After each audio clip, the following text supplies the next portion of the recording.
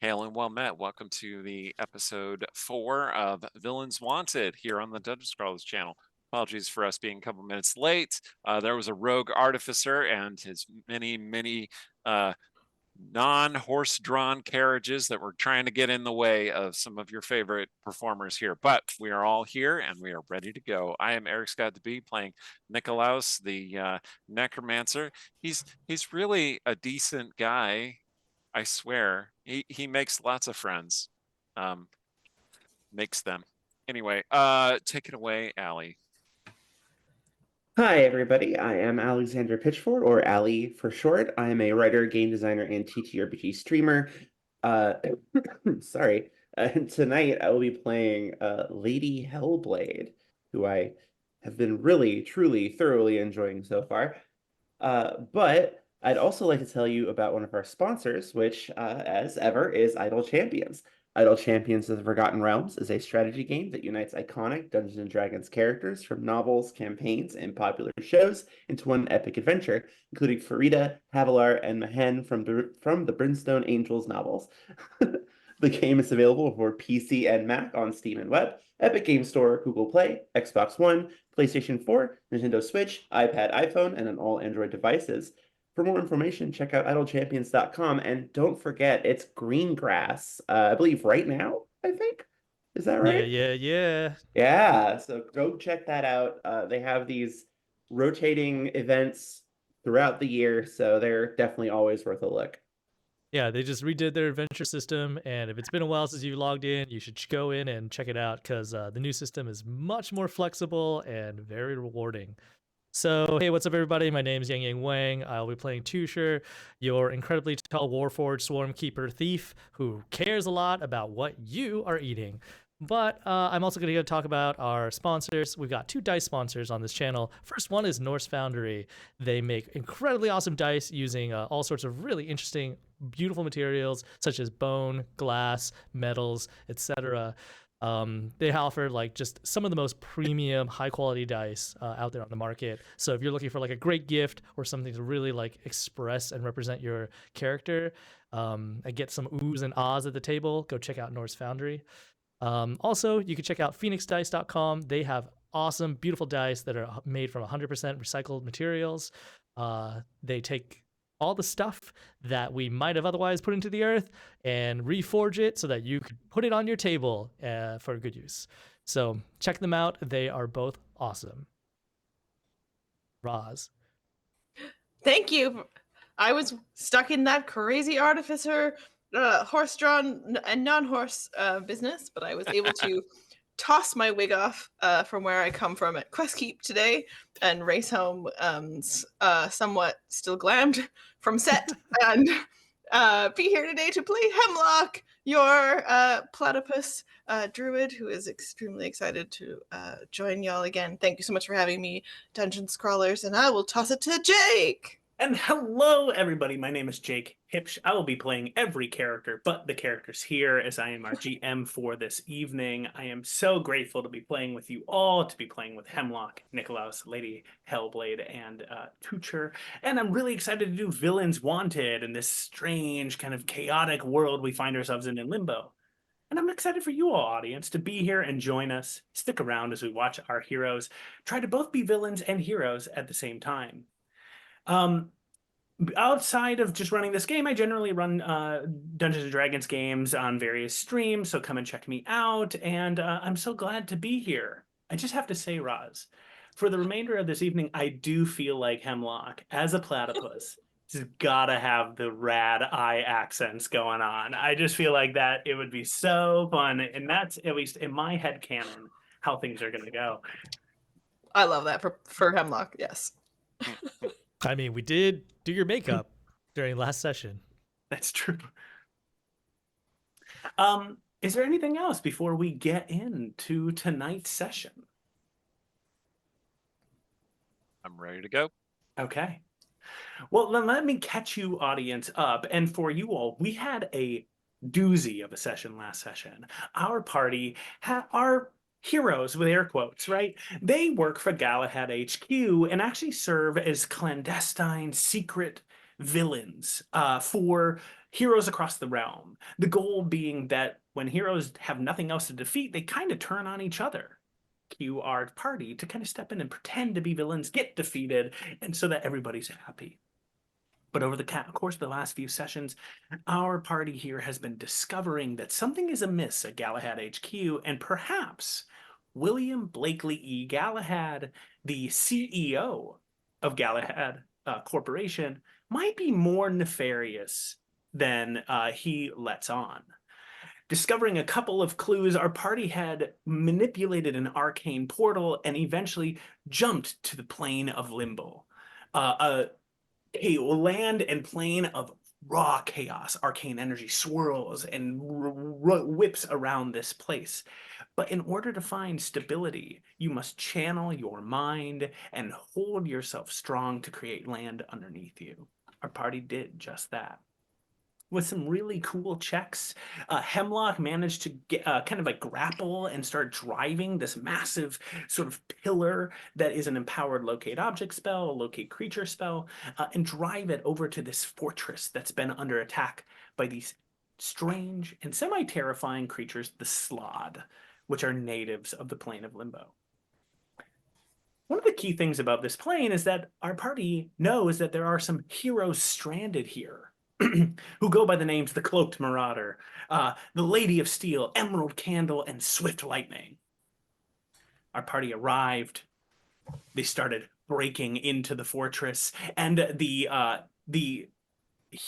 actual heroes stranded here started attacking them, and our party has taken on the role of the villains, while simultaneously also knowing that a horde of Slaad are quick to breaking into the fortress. Fighting ensued, chaos happened, and Lady Hellblade, in particular, stood before the gates of the fortress fighting against Slaad and discovered that a spirit, a petitioner, has called for Lady Hellblade to meet them at the top of the fortress, at the top of this pillar, to share a story and receive a boon.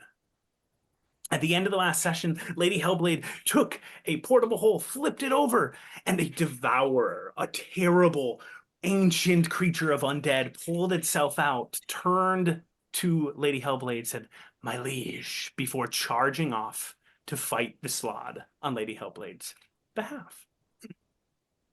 That was all outside the fortress.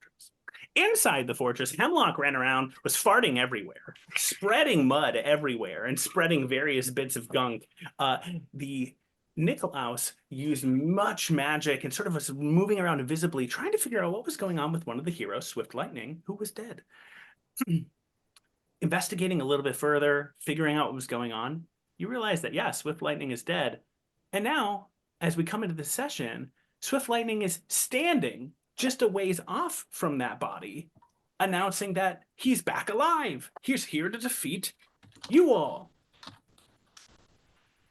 And so something nefarious is going on. He cast a very powerful spell, as I recall. That's right. Swift Lightning cast a 7th level spell. Casting it, you managed to counterspell it. And in the center of this room is a Githyanki. You know that at the end of each round, the Githyanki makes a check. Yankee or Githzeri? Githzeri, thank you. Okay. To keep the fortress manifested. As the Slaad slowly creep in, Tucher has arrived on the scene. Lady Hellblade, you are stepping forward, backing up through the gates as well, the door that you had opened after releasing the Devourer. And as we come into our session tonight, everybody, there was so much to catch up. I just want to remind you one more thing. Somewhere on this plane is a secret vault maintained by William Blakely Galahad that you know contains some secrets as to what's going on. That's the place with the jars, right? That is Blast correct. jars. The jars. And as we come into tonight's session, I'm going to start with Lady Hellblade. Lady Hellblade, you watch as just seconds before the Devourer, my liege, stood and raced off towards the Slaad. Lady Hellblade, in this moment, you see that the doorway into the fortress that had remained open, you could step through it just a little bit. Like, you could kind of creep your way in if you would like, but it does require a strength check. Otherwise, you could stay out as you see Slaad pouring over the sides of the walls, all in different colors, white, blue, red, as they come in and start charging towards the Devourer. Ooh. What would you like to do, Lady Hellblade? Yeah, I'm gonna try to get inside. Excellent. Because, yeah, that sounds unpleasant. And I don't really want to deal, like, as much as I'm a bit of a badass, I don't really want to deal with all of that. Yeah. So, You should grab that sword, right? Turning, you do see yes. that you had poured out of the portable hole. There is a sword that lays upon the ground, clearly magical in some way, though you're not certain. Okay. I will retrieve that. Okay. And then I will try to slip in through the door. Awesome. You Make said a it's strength check. not my, surprisingly, given all my craziness, not my best stat, but let's find out. Okay, it's an 11. That is enough, right? For you to Okay. just sort of like squeeze your way in as you stride in through the door. You take in a scene before you. You see that there is a stinking cloud of gas. You see that two heroes are standing there just sort of like vomiting and retching and coughing as they're just like, oh God. You see that there is this figure standing all in like orange studded leather with a massive like gleaming lightning bolt strike down them as they're standing there going, heroes, friends, we must defeat them. You see Hemlock. Hemlock, what are you doing in this moment in time? I am reeling because and I'm not wearing my usual belt across me, because it's on the floor, and I'm just like, ah! I've been, belted. Ah! You see As I make a Hemlock scene. doing this, and standing before Hemlock, you can see that this figure clad in like very fine like half plate with a great sword is sort of like, I will defeat you. But you also get this read, Lady Hellblade, that this person's having a little bit of like a crisis of confidence or self-esteem going on all at the same time. You don't spot Nikolaus, but up high above, even above the scene, you can see Tucher just through a hole. And I don't think you've arrived on the scene yet, Tucher, if I recall. I'm just still watching from above. The last thing I Right. did was just throw the gremlin made of grass at Right. one of the Yeah. bastards. Awesome. As you arrive on the seed, Lady Hellblade, you recall that the petitioner has asked for you to meet them upstairs. What goes through Lady Hellblade's mind as you kind of see this scene playing out?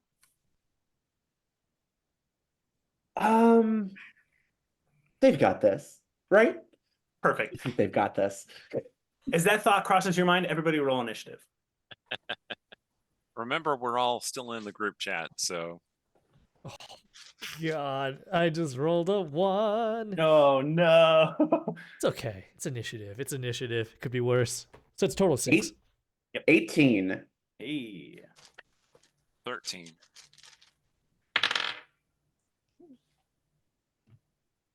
18. Hemlock. All right, Hem. Great. Awesome. As you all stand there, Lady Hellblade, Hemlock, you're about to go, but you see as the hero Swift Lightning stands there and is moving slightly. You actually see that there's an animated body of Swift Lightning also standing not too far off with a massive hole in their chest. But you see as Swift Lightning is moving that you can recognize your seasoned adventurers. The Swift Lightning has the haste spell cast on them. And you can see as they're standing there that he turns and goes, friends, colleagues, get yourselves from the stinking cloud. We have to defeat the pharaoh villain, and point at Hemlock and the lieutenants, the gremlins. And then you see as with haste being cast, Swift Lightning moves very quickly, almost like a blur, shifts forward. And Nikolaus, you see as Swift Lightning's eyes dart to where you are. You are invisible this moment of time. Right. But you are well aware that Swift Lightning knows where you are. And as they move forward, they actually move a little bit closer towards in your direction, Lady Fellblade, and they kind of are like getting away from the stinking cloud. And you see as they raise a hand, stretching it forward, and you watch as a bead of fire starts to circle around it, and they are going to target Nikolaus and Nikolaus's animated version of Swift Lightning. Okay, I don't like that. As you watch the Not bead of ideal. fire shoots out, going directly at you, Nikolaus. Did you want to counterspell this? I just want to check. Yes. Okay, great, wonderful. As you snap your fingers, you successfully counterspell this, and you see as Swift Lightning goes, very clever, invisible enemy. My friends, there's an invisible figure there, and points directly at you. Before reaching in with the blurred action step, taking and pulling out a wicked-looking blade and throwing it directly at you, Lady Hellblade. Oh, okay. You watch as with the throw, it immediately, like, you see as it's like almost like a performing the throw. It's like ha, ha, throws it immediately in the ground, almost stabs their foot as a natural one. The blade just hits the ground. Shoot! All right, we got this, everybody. I can't tell if they're actually good or actually incompetent. Yeah. Lady Yeah, Hellblade. I think Lady Hellblade is like, yeah, I think they've got this. Either Lady way, we got to Hellblade. keep them alive. It's your turn, Lady Hellblade. Hemlock, you're next. Well, do I see a way to get up? Yes, you see that you have to kind of like you would have to use the entirety of your movement and a dash to get all the way upstairs. So you can, but your movement would cross you across the scene if you wanted to. Sure. Sure. Okay. Sprinting along, so as you move across, right, you kind of pass, you can see that Hemlock is being attacked by this pretty armored knight at this moment of time. You see two other of the like heroes vomiting and retching within the stinking cloud. As you cross the scene, you get to the staircase. You can see that Tucher's a little bit up above. What would you like to do? Let me see here. I haven't actually. Where is it? There is a thing that I can do as a who is there anyone like near me? Like within like 10 feet. Yeah, if you wanted to like race past, you could approach one. You could like approach Hemlock and the cloaked marauder who's fighting Hemlock. Yeah. Okay. Because I'm tempted. I'm tempted. As a fallen ASMR, I'm tempted to pop necrotic shroud as I'm moving through. Okay, Rad. Uh, Once per long rest action, I can transform, causing all within 10 feet to make a charisma saving throw or be frightened of me until the end of my next turn. Yeah. Lasts for 1 minute until I end it as a bonus action. Do you want to do that? Sure. Okay. Does this affect Hemlock? You know what? I think it might. Okay, It great. just I says love all it. within 10 feet. Okay, as you're racing by, describe what it looks like. Hemlock, make your saving throw. Don't announce it yet. So, as she moves, she's suddenly kind of wrapped in this like miasma of just deathly shadow, like this black mist that just kind of clings to her and makes her you seem even more terrible and imposing.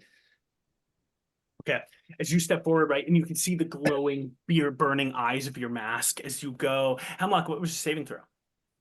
Nat 20. Oh, Hemlock. Nice. Hemlock, you've seen this before. You've done this work before, right? You were standing there, you were resolved, but you see as the cloaked marauder, blade standing high, already suffering some self-esteem, sort of turns. And as you turn, Hemlock, you spot this. You see as you're charging forward, Lady Hellblade charging past, that suddenly that shroud, you see Hemlock, that almost like the spiritual figure comes behind Lady Hellblade and expands the shroud up and turns it almost to like Hellblade's mask becomes expanded, and it's almost as if it's following behind this colossal, dark-looking mask that the spirit has enhanced. And you see as the cloak marauder turns and goes, "I want my mom," and just drops the blade and turns and is prepping to fully get out of there. Awesome. Lady Hellblade, you pass by. The Cloak Marauder has failed their saving throw. They are frightened of you. Hemlock has passed. You can pass across the room if you would like. I will keep going. Awesome. Great. As you pass across the room, Hemlock, you see as I want my mom, and you see as the Hellblade has basically passed by you at this point in time. You can see that Swift Lightning has cast this fireball that's been counterspelled. What would you like to do, Hemlock? Do I get a feel for if they just like run away, then we haven't really done our job either, right? So they're supposed to feel victorious. And so as I see Hellblade go by, and I'm just like, oh man, she's doing that cool trick she do.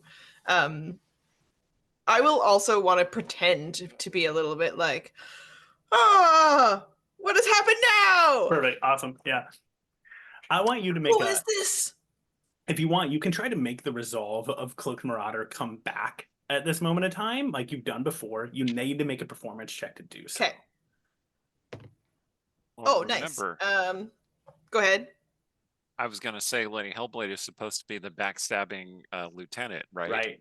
So yeah, you could play this. Yeah. Yes, yeah. And with my 19 performance, an 18 plus 1, I will play it up then that I'll be like, no, she has betrayed us! Felons! No! And I'm also gonna use Treachery. yeah. She's a backstabbing villain! And I will also use minor illusion. Okay. So I think it transfers to my turn right after, right? Wait, what? Because you're both 18 on initiative. Yeah. Yeah. So as I make this scene as part of my performance, I'm just gonna do a minor illusion as though there's a extra sounds of just like a deflation and hissing and like as though my magic is starting to like fizzle or something. Oh, And I'll be like, she's taking our powers! Ah! you do this as you make your minor illusion, right? You see as I want my mom turns, suddenly you go, you betrayer, right? You turn, you look, you're using the spell. You see as suddenly the Cloak Marauder goes, you're right. Lady, dark villain, join us, ally with us against these villains, betray them. We need your assistance. I'm super scared of you, though. Just God, like, so scared, and I really need your help. And you see the other heroes who are all vomiting in the stinking cloud, right? They're like, I think the magic is getting weaker. It's like that slime. We can dispel this. As they're just in the cloud. But you see as the Cloak Marauder is petitioning you, Lady Hellblade, to assist him in some way. Hemlock, you've used you've basically rallied Cloak Marauder at this point in time and used your minor illusion. Awesome. It is the Cloak Marauder's turn. You see as the Cloak Marauder, while within sight of Lady Hellblade, has the frightened condition, but otherwise turns, looks down at the what was in your potion sash? What was in your sash, Hemlock? A variety of fun things. Okay. So lots of them are bright green, bright yellow, reds, oranges. Everything just looks like the color of like it's just violently that color. There's also a vial of poop, right? That's correct. Yes. I think so, yeah. You watch as the Cloak Marauder turns, seeing the blade laying between you and him, and seeing Lady Hellblade, he actually like turns, too frightened to move towards you, reaches over and grabs your potion sash and says, Lady Hellblade, this is a chance, or he doesn't actually know your name, but dark knight, this is a chance. If you help us, we can betray and defeat these villains. And you see his pops 2 potions and will just chug them in this moment in time. What? I'm going to roll a check here, and I'm going to have you do me a favor, actually. I'm going to take my headphone out, and I want you to tell the audience and our crew here what range is the poop potion. Okay? And then I'm going to make my check. So I'm going to take my headphone out. You announce it. And just cue me to come back in. What die are you? What die? Okay. How many potions are there, Roz? There are on my entire belt. Yeah. There's 12. Okay, so it sounds like a D12, right? Yeah. Okay. So What's the poop number? Oh man, I think probably I would have put it in just like middle, right So, close like, to my heart. 5, 6, Yeah, let's go 6. 6. Okay, let's go 6. Okay, you think we can convince him to do a 2d6 roll? Ooh. I think we can. Yeah, I Okay. think so too. We're good. All right. So I'm gonna roll. Right. I'm drinking 2 potions here. How does it work? Okay, so well, I'll let Roz explain. Never mind. Go ahead, Roz. Well, jump in if because we kind of workshop this together. But so you're gonna roll 2d6. So each of them is a chance on the belt. So Okay, you're gonna roll 2d6 twice. Is what I'm 2d6 saying. twice. Here we go. Yeah. First one, 11. Okay. Okay. Second one, 11. Oh, well, you can't drink the same potion twice, right? All right, perfect. 8. Hmm. Okay. 11 and 8. Okay. You Okay, watch this. okay. You watch it. You hear the pops of the potions. I'm taking a little bit of liberty with the ability to drink multiple potions in one go, but I just feel that it would be fun to do in this moment of time. Is suddenly just chugging these potions. What happens? So not a recoil from poop, but the potions aren't all necessarily No. the things that Hemlock's been collecting and making into poisons. Some of them are things that Tusher has replaced on her belt Okay. because every time she gets something gross, he wants to make it healthier for her. Great. Yeah, so definitely one of them is probably fresh squeezed apple juice. Yeah. Knowing Tutor. Great. And then the other one might be something that she has actually collected previously from her swamp that is special to her. So it's probably going to be some swamp water, but that is really thick with the mud from her homeland. Rad. Yeah. You watch us pop potions. Tutor, you can see this from high above. Nikolaus, you're seeing it. Lady Hellblade, you're kind of spotting this. And Hemlock, you sort of take this in stride. It's suddenly, that's the pulpiest orange juice I've ever had. Yeah. Hemlock, you will, feral villain, you will be defeated. Oh, that was really bad. The potion's taking effect. I can feel it. Yeah, how about let's say there's some good berry bits in the one that Tusher helped her make, so it heals him 4 HP. 4 HP. Oh, yeah. 100%. You see his full action was just to drink these 2 potions to get 4 HP. As the Cloak Marauder is sort of like in a almost placebo effect, assuming, has turned and shouted to his companions, one of them was a potion of hill giant strength. I know it. The other one, I know, was a portion of arcane wards or shields. I'm powerful. And then shoots a glance right at you, Lady Hellblade, and is sort of like still scared of you the whole time. Awesome. Sweet. After that, it's Nikolaus. Your turn. Okay, so I'm gonna look directly at Grease Lightning over there. Yeah. Because he can see me, I can see Yeah. him, and I'm gonna send in my brain to Lady Hellblade. Hey, that mundane sword you got, throw that at me. I don't Oh. think it's. You can't see me. Throw it at where the body is standing. I don't think it's mundane. No. The one that you bought to replace Oh. that one. Yeah, the one you don't want. You found the magic sword? Cool. Did you let the devourer out? Also cool. Yes. Okay. A little warning might have been nice. I know, but this is funny. So I'm gonna look right at Grease Lightning. Yeah. Hold monster. Ooh. All right. What's your saving throw? Saving throw is 17. 17. Ooh. Wow. Nikolaus, as you cast this spell, you see as a swift lightning turns, the blurring effect, and you know, you're a seasoned adventurer, that this swift lightning has magic resistance.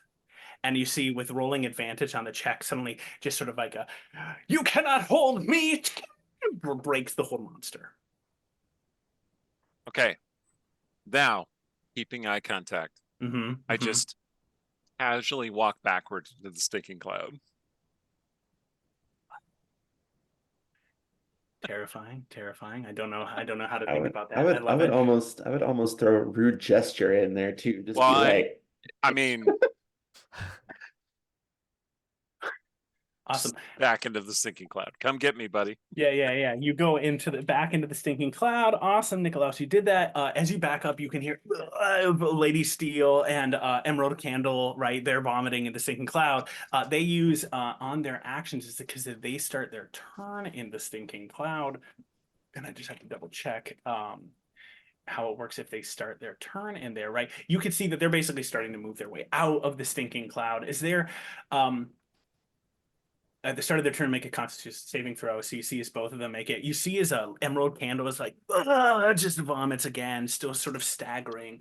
And you see as Lady Steel, though, grabs a hold of Emerald Candle, drags her out just so they can get out of the stinking cloud for a second. And then a Lady Steel, who you can see is an entirely chrome knight, she turns and locks eyes with you, Hemlock, in this moment in time, and pulls out this massive, like, great hammer, like a maul, and goes, barrel villain, charges over towards you in this moment.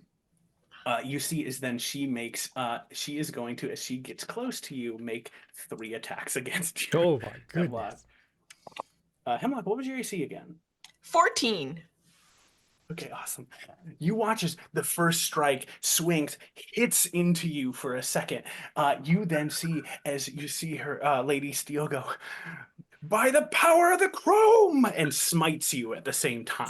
And so is casting a smite effect on you as this is happening. So you take 9 points of damage plus plus 11, so 20 points of damage total from the smite. The second attack you see is Lady Steel, after swinging the first one, rolls a natural 1 and the hammer flies out of her hand. Like I said, are these guys amazing or awful? It's a fundamental existential D&D question, isn't it? Yeah. The third attack, Lady Steel goes, oh, my hammer, you slippery fiend, and swings with a punch to swing down to punch into you. Wait, sorry, AC, what was it again? 14. Thank you, 14. With a punch, manages to connect with you with the chrome gauntlet. You take 1 point of damage, and they're smiting again. Okay. My dampness! No! Yeah. All right, you take a total of 7 points of damage from Awesome. that second attack. Awesome. Lady Chrome has just gone. Superb. Lady Chrome goes. Emerald Candle is just vomiting. Tutor. Yeah, so Tusher from above, he's going to try to back up his boy Cloaked Marauder, because I think he needs just like a little something extra to help him get over his fear and become the hero that he can be. So he's gonna cast Bless from up above, and one of the targets is gonna be the Marauder, and then I think for the other 2 targets, he's gonna get Hemlock and Lady Hellblade. Rad. Awesome. The cast from above happens. And I remind you, Tutor, that one of the things about Limbo is interesting is you can use the power of your mind to shape and warp things. You recall this. This is how you crafted that hole. You recall this because as you cast your Bless, you also see that Githzerai that's sitting cross-legged in the center of the room that's maintaining the entirety of this chamber as we go. However, you cast your Bless, right? It falls upon the Cloak Marauder plus Hemlock and Lady Hellblade in this moment. Do you want to move or do anything along those lines?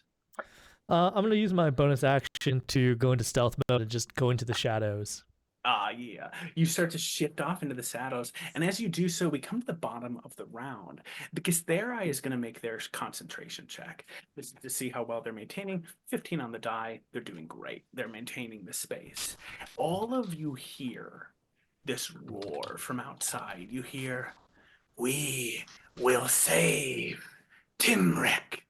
We will save Timric. And you recall, Lady Hellblade, that the last time you were in here, you had heard, or at the end of our last session, that the Slaad were all coming for something that they called a Timric that lives underneath the fortress. yeah, I do recall that. Awesome. As you hear this chant happening, you watch as Swift Lightning is going to take a legendary action at the end of the round. Swift Lightning, Oh, you this see, guy. with the legendary action goes, heroes, with their betrayer on our side, we can defeat them. Great job, Lady Steel. And then reaches down and touches the floor, and you see an arcane rune pop up underneath them. Okay. That is the end of the round. We go to the top of the round. And the Swift Lightning goes first. I'm going to now start a die for how well the Devourer is doing, slowing down the Slaad from entering the building. And I'm gonna invite any one of you to roll a d20 for me. I'm gonna select Nikolaus to do it first. All right.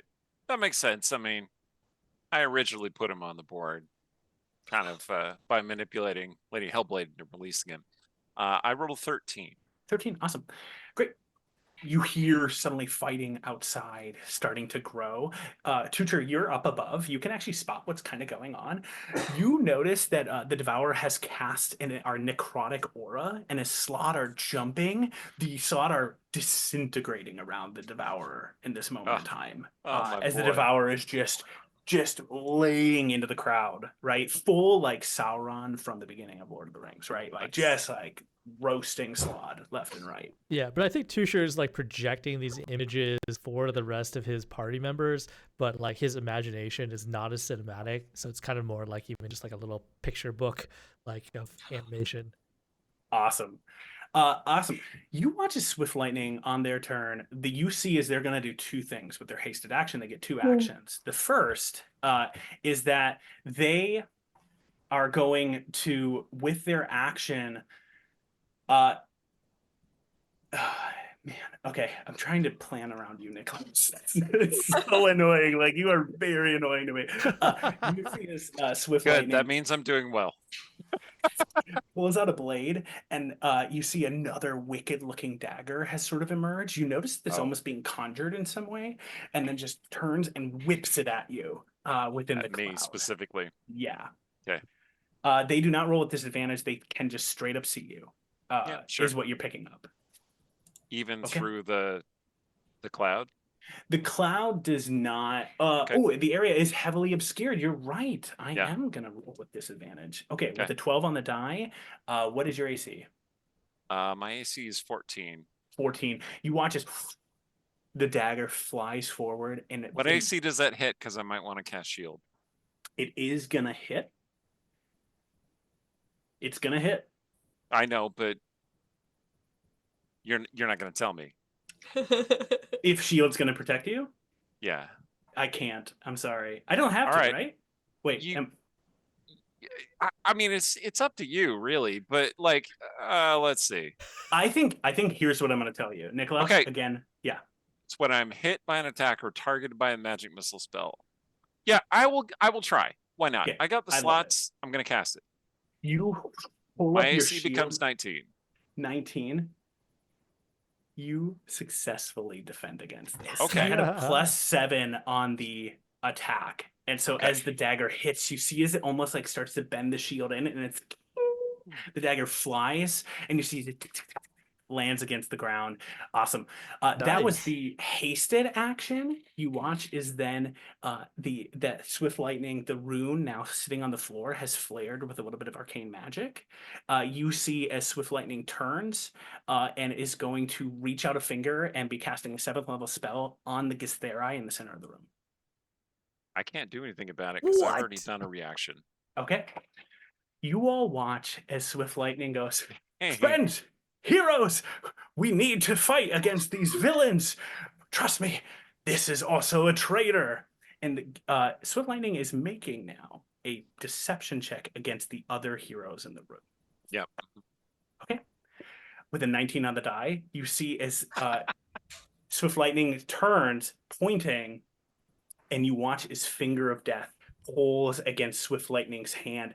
And in this moment, all of you watching see that Swift Lightning, the illusion of Swift Lightning's real hand, it breaks, and you see this almost like sickly green frog-like finger pointing at the Gistheri in the center of the room. As suddenly, the finger of death spell triggers on the Gistheri. Oh, wow. Oh, no. Oh, dear. That's gonna break his concentration. I'll tell Awesome. you what.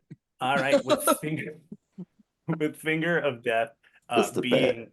being cast, the Githeri will make a Constitution saving throw. They failed the check. Oh no! Oh yeah. Okay, so the Githeri is gonna take 7d8 plus 30 damage.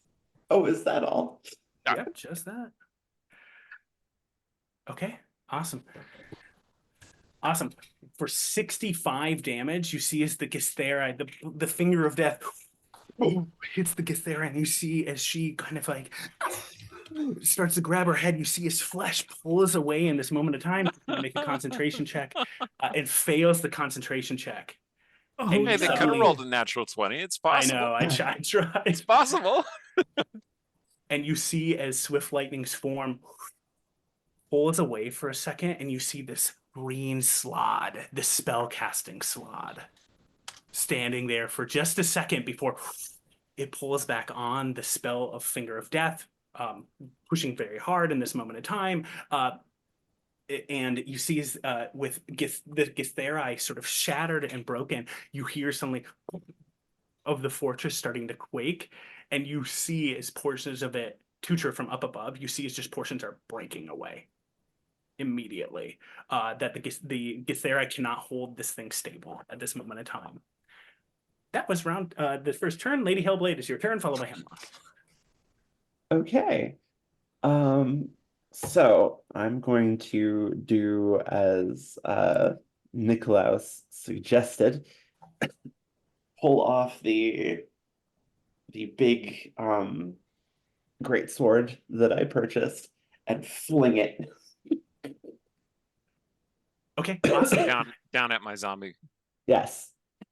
Who is the real Swift Lightning? I'm pretty sure that's the real Swift Lightning, and this is like a Slaad pretending to be a Swift Yeah, Lightning. what you recall is that a major image was placed on the dead body. Right. You know that something woke up, and you recall with your when you were checking Arcane, that something left the body, but may have already been like invisible or had done something to hide itself when it was leaving.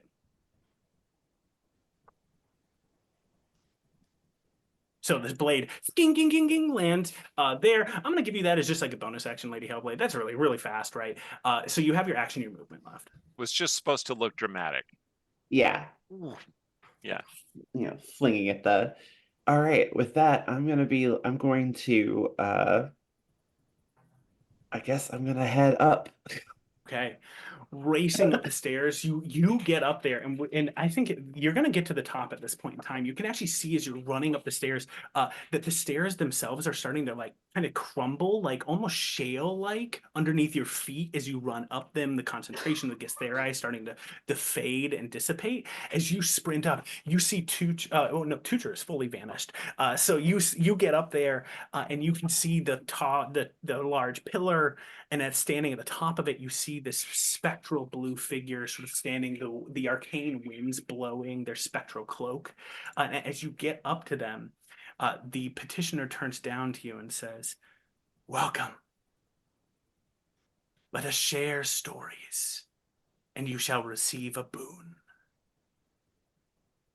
And Lady Hellblade, as you stand there, the petitioner calls to you, "Tell me the story of your life, of your arc as a hero. What defines you? Foe or villain or hero? What do you choose?" Oh boy. Lady Hellblade, we're going to come back to you. I'm going to give you a second to think about it as you Yeah. get up there. Hemlock, what's going on?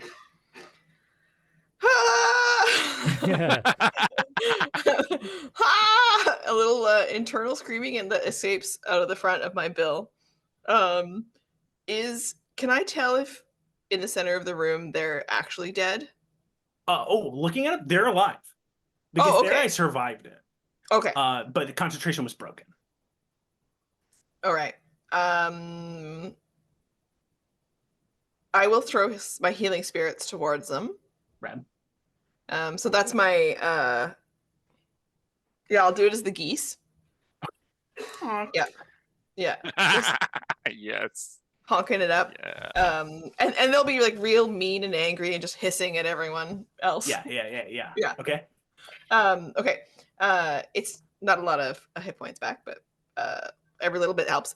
And then that is a bonus action. So on my action, how far away is our butthead fake Swift spirit? lightning, Swift lightning. Swift lightning. You're looking here, right? Swift lightning is about like 35 feet away or so. Okay. I will. Oh man, I want to give Nicholas a chance to get actually at him. Oh man. Hemlock, as you're looking around, I'm gonna, as you're kind of making some decisions here, I'm just gonna define a few things, right? You see the Githera is starting to get healed up, looks really bad, right? Swift Yeah. Lightning is standing there, and you recall that Swift Lightning had just said, like, heroes, friends, we have to still defeat these villains, and has sort of gotten away with the ruse, you think, for a moment in time. And you see that even standing before you, the Cloaked Marauder, now that Lady Hellblade has left the room, the Cloaked Marauder, filled with pulpy orange juice, is sort of like, yeah, I can do this, yeah, right? Is like charging up to fight you in this moment in time. And you see that the two other heroes have escaped the stinking cloud and are sort of recovering. Yeah. Or sorry, Lady of Steel is actually standing next to you too and fighting. Yeah. She's currently pummeling the snot out of me. I think I want to try to lure the real heroes who are in danger away. Okay. They're in real bad danger. Yeah. Yeah. So I will, as she's like, she's been attacking me, and she's like, gonna come at me again with her hammer. I'll just be like, I must flee. And I'm gonna take off in a direction that I think looks safest. Ooh, I love it. All right. I hope they don't chase me. I'm so weak now. Are you doing this disengaging? Are you just sprinting away? No, I'll let an opportunity of attack happen. Okay. You see as first off, the Cloaked Marauder swings forward with a fist, trying to hit into you, succeeds, dealing 3 points of damage to you. Yep. Then you see as the Lady of Steel reaches out, swinging, strikes a fist into you again, dealing 3 points of damage to you. Yes. Awesome. As you start to sprint away, you looking around, you think that probably the safest is actually going upstairs. Okay, I'll head that direction. The healing spirit is concentration based, so my stinking cloud drops. Okay. The stinking In order cloud for the vanishes. for the cobra chickens. And then I'm going to, as they chase me, I think I'm just going to continue to play as though I'm kind of like weak, but I want to be able to move as fast as I can to get them out of there. Yeah. So I'll use the rest of my action to do that. I think you're going to succeed. I think you will be successful and sort of like you are playing into what Swift Lightning has called for in this moment in time. And after they struck you, you see as both Cloaked Marauder and Lady of Steel are like, the fiend is running away. Chase them. And they're going to be just fully galloping after you, right? They're coming at you. Yeah, and I guess as they take swings, I'm like, you can't catch me! Ha ha! Ha ha! Okay, great, perfect. As you do so, Lady Hellblade, I want to come back to you. All right. So, it has posed its question.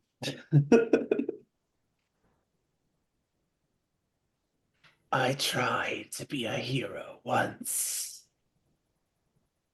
but perhaps I failed at that. I know that very rarely does one go back from such a failure.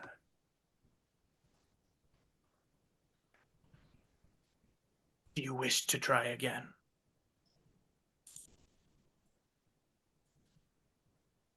Is that possible for one such as I?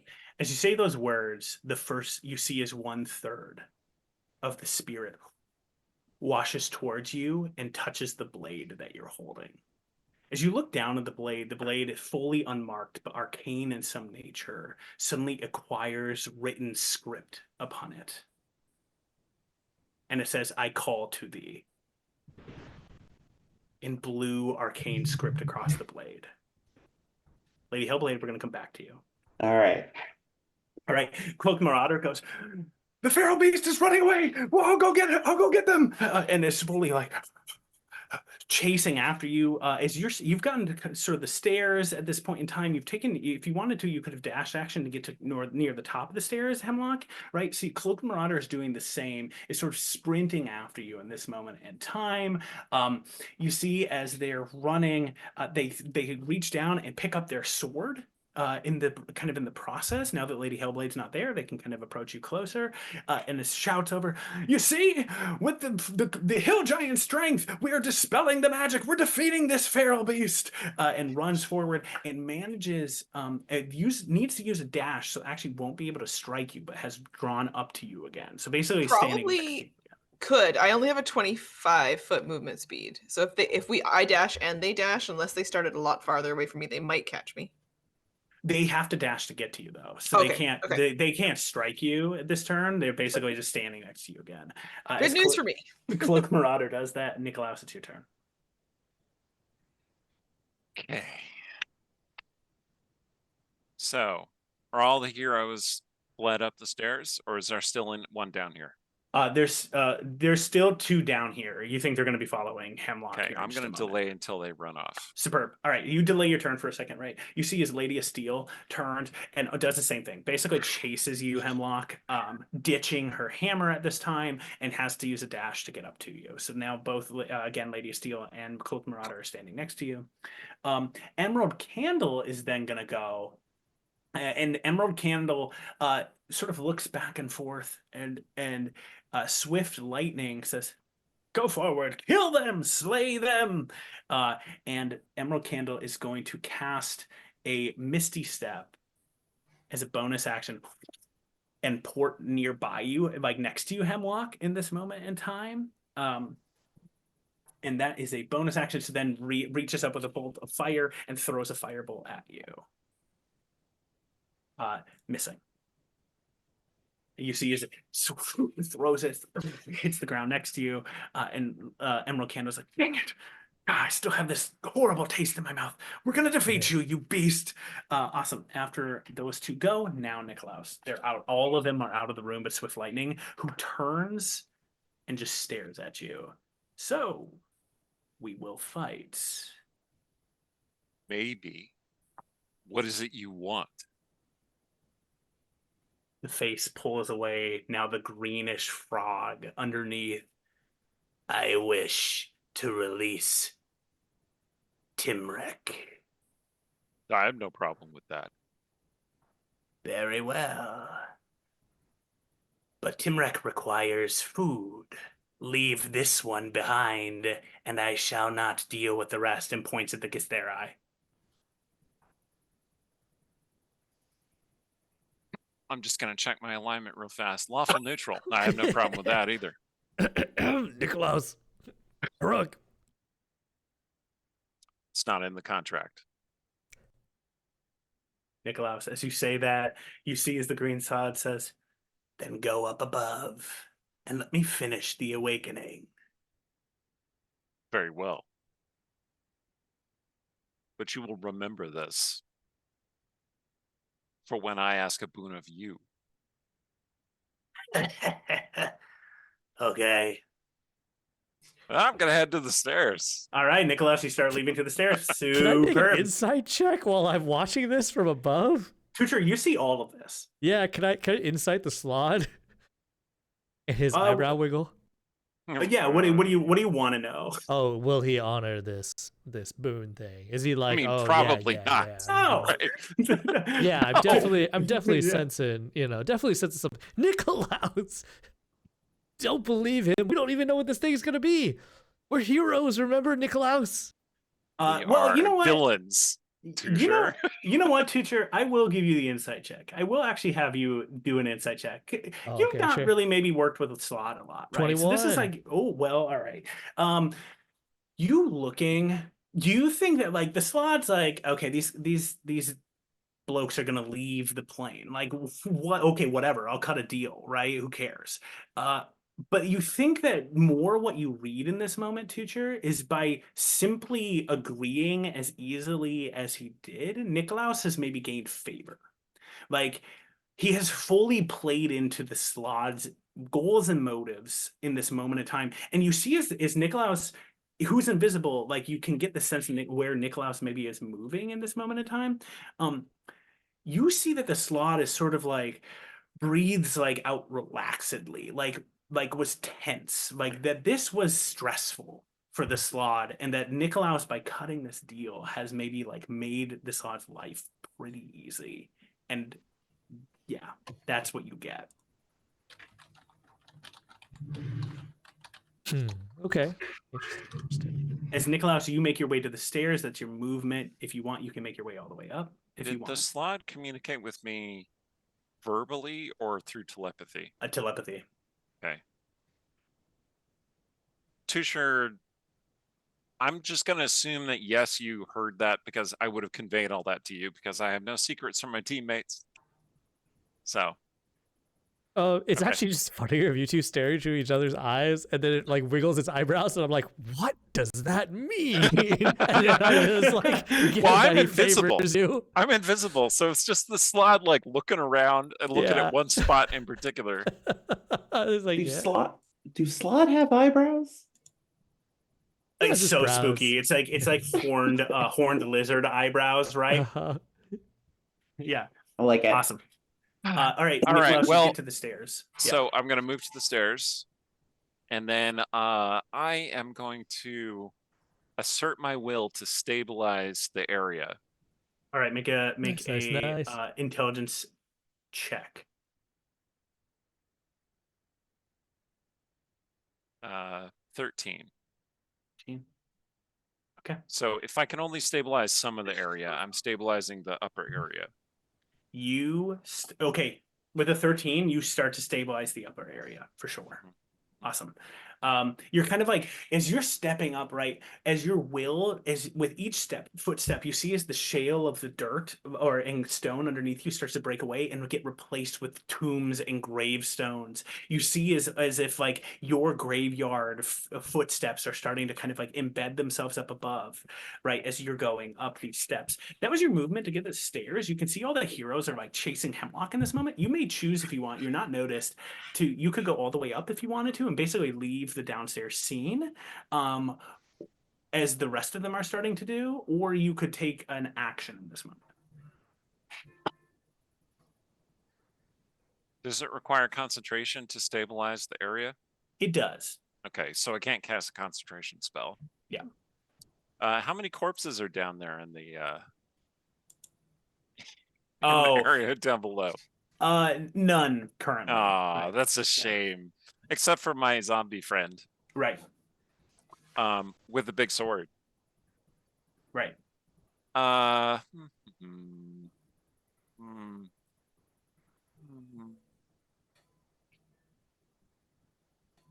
gonna cast Hold Monster on the slot again. Okay. Awesome. Okay, you just cast a spell again, and you get a telepathic voice going, "Hey, stop it!" And just fully magic resistance bats it away again. Hey, come on, be cool. I have to keep up appearances. Of course. The face pulls back Swift Lightning again, standing there. Superb, awesome. Tutor, you're last on the initiative counter. Hey, knock it off. Yeah. So Nikolaus stabilized the area. So I think Tusher wants to take this opportunity, especially while the Slaad like thinks things are cool, to like reshape the space, and he wants to try to like throw up a wall between the Githzerai and the Slaad. Oh, all right, cool. Make an intelligence check. 17, cool. You see a stone, and the wall starts to shape between you, the Githzerai, and the Slaad. Are you like just doing a straight up wall? Are you trying to box one of them in? What's your plan? I think I'm gonna try to box in. I mean, I would love to box in the Slaad, but like basically my primary objective is to just create a wall that separates those two. I think with the 17, you can like do like a 3/4 wall, right? And sort of like box the Slaad out of the Githzerai in this moment in time. Superb. Awesome. Okay. Anything else, Um, Tutor? Does that take my action? In that case, I think that is an action. Okay. Bonus action. I'm just gonna keep stealthing. Superb. Awesome. I'm gonna just like double check that too. And we might come back to you if we need to add something more. You are stealthing as everybody's starting to make their way up, starting to escape. I'm gonna have now Tutor do me a favor, roll for me the Devourer's delay check. D20. D20, please. 13. 13, oh, same as last time. Tutor, you see the Devourer starting to lose. You see that initially with that powerful aura, the Devourer was just laying into Slaad. But there are so many. And as they're starting to swarm the Devourer is getting beaten back. It's stepping backwards even more. It's starting to sort of like start to lose and take more damage. You think the Devourer, if it continues to roll below a 15 in our final checks, you think it will get overrun in this moment of time, and that the Slaad are starting to get closer and closer, and starting to try to jump up towards the top of the wall, but you see the Devourer has grabbed him, throws him down. You see others are starting to circle to the front door. Sort of like the bottom of this fortress is getting overrun, and it's pretty soon. Yeah, communicate that to everybody else. We need to hurry. The Devourer is getting overrun. Awesome. As you do that, the Githeri, they make their check, and you see as they more of the outer ridges of the fortress break away and shatter. You see as Tutor even watching here, some of the Slaad sort of fall away as bits of the fortress break away. So as they're like getting ready to jump at the Devourer, you see as the stone breaks away from underneath them and they fall into the void and the chaotic energy. So that was the Githeri, and then it is going to be awesome. We're gonna Tutor. I can't believe I have to do this, but you see, as the you're basically bearing witness to all that's happening as you've cast this wall, and as you're looking down from above, you see two things happen. First, you see as the swift lightning turns and taps the rune again. As that happens, you all hear ribbit, the loudest, most alarming ribbit, as suddenly breaking through the floor in the center of the keep, you see this massive green tentacle break up through the floor and start wiggling and sort of looking for prey. You think, Tutor, in this moment of time. You hear the voices of the Slaad say, "Rise, Timrek, rise!" And then, Tutor, you watch the Githeri. She turns, sees the wall blocking her, the swift lightning not being able to see or harm her at this moment in time. She looks up at you, Tutor, looks at you through the hole, and she smiles for a second, nods, and you can see her mouth thank you, as you've bought her just enough time to not be seen, to not be counterspelled. She raises a hand and plane shifts away.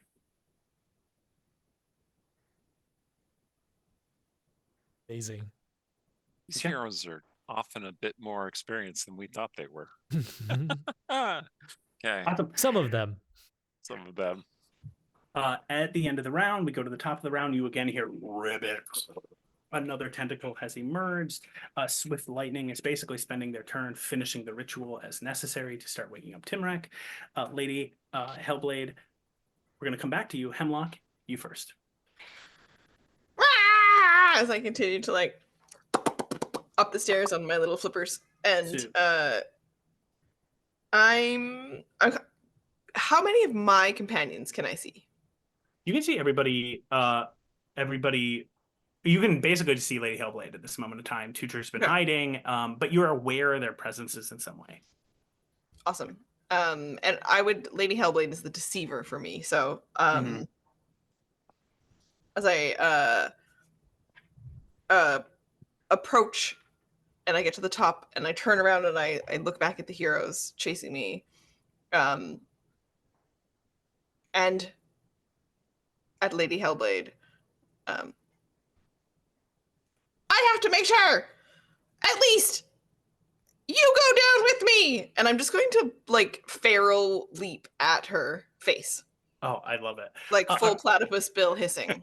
We're going to come back to that for a moment. Lady Hellblade, you see the petitioner is speaking to you before, like all this is kind of going to happen at the same time. But Lady Hellblade, as you're speaking to the petitioner, right, you see the first bit of words has bored themselves upon the blade. The petitioner looks at you expectantly. Now just 2/3 of itself left.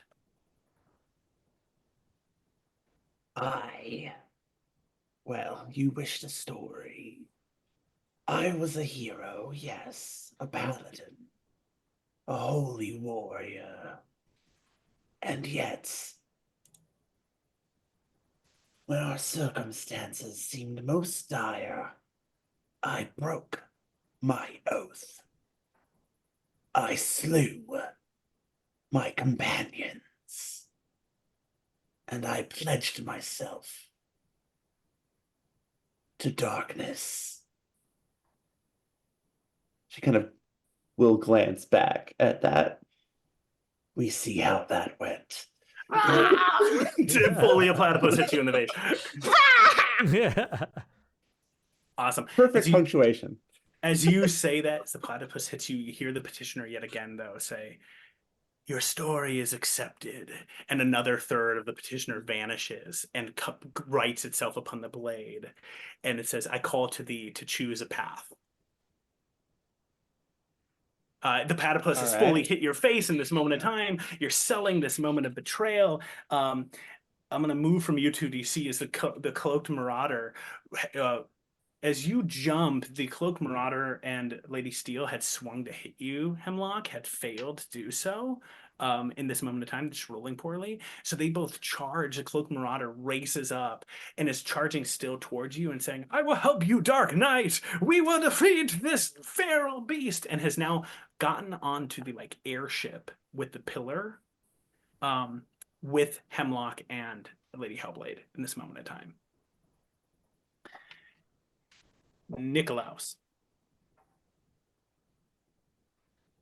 So the Slaad has like a wall between him and the Githzerai. Yes. If I you guess turn it's back, gone, right? yeah, if you turn back, Nikolaus, you see that the Githzerai is gone. Okay. Whatever the Slaad are doing, this is me psychically communicating with the team. Whatever the Slaad are doing, we can't stop it. We don't have the firepower. We weren't prepared for that. But we can get these fools out of here. That's what we need to do. Okay? There's still the matter of the secret room with glass jars. Are we gonna give up on that? Do we have any idea where that might be? You do know that the pillar is an empowered locate creature or object spell. I think we got this. We just gotta get away from here. So it might be in the pillar that we came here on, maybe? Or that the pillar can maybe direct you. Okay. Yeah. Okay. I say this as I'm trying to wrap my mitts around Lady Hellblade's neck and kind of hanging onto her like a cape. It seems very unlikely that that chamber is the same place where the Slaad are going. Could be, but that's not what they're looking for. So I say we get the adventurers out of here and then find a way to find the chamber. Do job, the chamber keep somewhere? the contract. Isn't the chamber somewhere in this castle? Or no? It was not fully defined, I think. When you originally did your locate object, you kind of thought that it might be within the castle. When you did your original locate object or creature, you just said, I think you guys wanted to look for the heroes. So you actually got pointed to this keep. But you hadn't said okay, where is the chamber, right? You hadn't asked that. It's actually a really good point. Someone get back up to the divining rod and point us toward the chamber. Yeah. Can you handle that? We're there. Yeah, Nikolaus, Tutor, Tutor, can you handle that? And you see Hemlock just attacking Lady Hellblade. Hemlock's there. There's Lady Hellblade with this angry platypus on her face. Just I'm imagining just like a they're soaked occupied. Muppet. just trying to have a moment too, like not even paying attention to any of this, and suddenly Yeah. Awesome. Hey, you did have the moment, and now you're having Nicholas, an additional moment. There's you've been still a chatting third with left. the team. How do you want to run and get on the airship? What do you want to do this moment?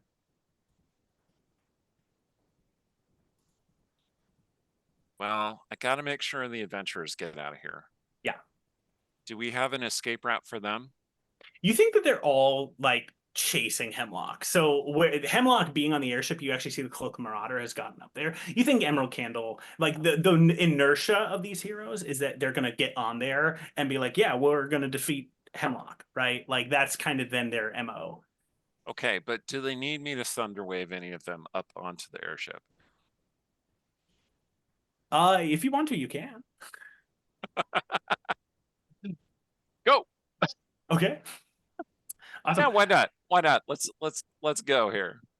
You can target both Lady Steel and Emerald Candle if you want to. Yes.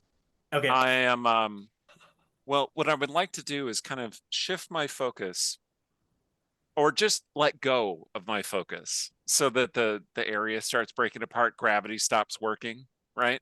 Yeah. And then I'm just gonna like, because I'm still small, I'm kind of I just project them up into the airship. You do that, right? You stop your focus, and as you sort of start to cast the spell, you turn, you cast it, and you see is you hear Emerald Candle go, wait, somebody's nearby. Ah! And they both fail their saves and are blasted. Let me know the damage. I as did they both six thunder damage. Perfect. 6 damage as both of them land and just sort of crumple onto the faux airship right in this moment of time. Okay. Awesome. Okay. Nicholas, if you wanted to, you could run onto the airship. I cast one last look back into the castle, and I'm like, I hope Tusher was wrong, and then I'm gonna run onto the airship. Cool. Lady Steel and Emerald Candle, they get up, they turn, and they attack Hemlock here. We're going to come back to that in a second. Tutor, what do you want to do? What are you thinking of doing? Okay. So I have Mage Hand that's granted to me by my Swarmkeeper magic, and I have a bunch of food, and I know this tentacle thing is hungry. So I want to pocket some food onto this green Slaad. Awesome. Okay. I want you to make for me a sleight of hand check if you don't want the Slaad to know what's going on. 22. Cool. I'm gonna make a check to see. Okay, great, awesome, rad. How much food do you put on the Slaad? So I think the Mage Hand can only carry up to 10 pounds. So I don't know, as much jerky, or if I'm like carrying, I'm trying to think of what frogs are like. I guess, maybe they also like bugs, like how smaller frogs like. Yeah. So I'm gonna have it look like a bunch of bees or like flies carrying like a bunch of jerky, and I'm gonna have it float near or behind this slide. Awesome. I'm gonna come back to that now. Tutor, as you cast that, you see as the fly has brought the jerky down there, the Slaad has not noticed what is going on as they're fixated on casting the spell. Tutor, if you want, you can use your action to get on the airship. Oh yeah, so I'm gonna do that. I'm gonna do my bonus action to also dash and just move even faster. Sweet. Lady Hellblade, we're gonna come back to you one last time as we start to leave initiative in this moment. Hemlock, you see Lady Hellblade as you're standing there that the petitioner continues to stare at you in this moment. Hemlock, as you get just jumped by Emerald Candle and Lady of Steel, right? You take 25 points of damage from them collectively, from a bolt of fire and a bunch of fists just raining down on you. Awesome. You hear that the 3 heroes, Lady Hellblade, as you're standing there, petitioner staring at you. The heroes are, you hear 2 of them going, we can still defeat this feral villain. We've been driving them back. wait, who are you? And they're like turning and looking at you, Tucher, for a second. They're kind of like, wait, who are you? And then you hear one of the voices going, oh no, not the Dark Knight again. Wait, maybe you're an ally, but I'm still kind of scared of you. Yeah, As Lady Hellblade, you're standing there. Yeah. I was sent by Oh my the God. Heroes Guild to back you up. I Okay, really great. want to lie to them. Lady Hellblade, the petitioner stares at you. I will. I take it I am platypus free at this point. The platypus has just been pummeled off of your face. I did just. I'm gonna leave you with my action was to cast guidance while I mauled your face fakely. And so they pull me off of you, but you'll be left with that feeling of my damp gift to you. All right. Then she'll look at the petitioner and say, if it's possible, then yes. Okay. As you see those lines, is it possible? Then yes. The petitioner locks eyes with you for a second and then drifts forward and starts to wrap around you. Again, the text I call to thee to choose a path. And then you see as the petitioner swirls and embeds itself, the final bit of words being written upon the blade. As you see, I call to thee to choose a path, one of your own. And as that finishes, the blade's magic, you see, and Nicholas, you're seeing this as well, all of you, as the blade flares with life for a second, and you've acquired a new magical item called the Petitioner's Blade in this moment in time. Okay.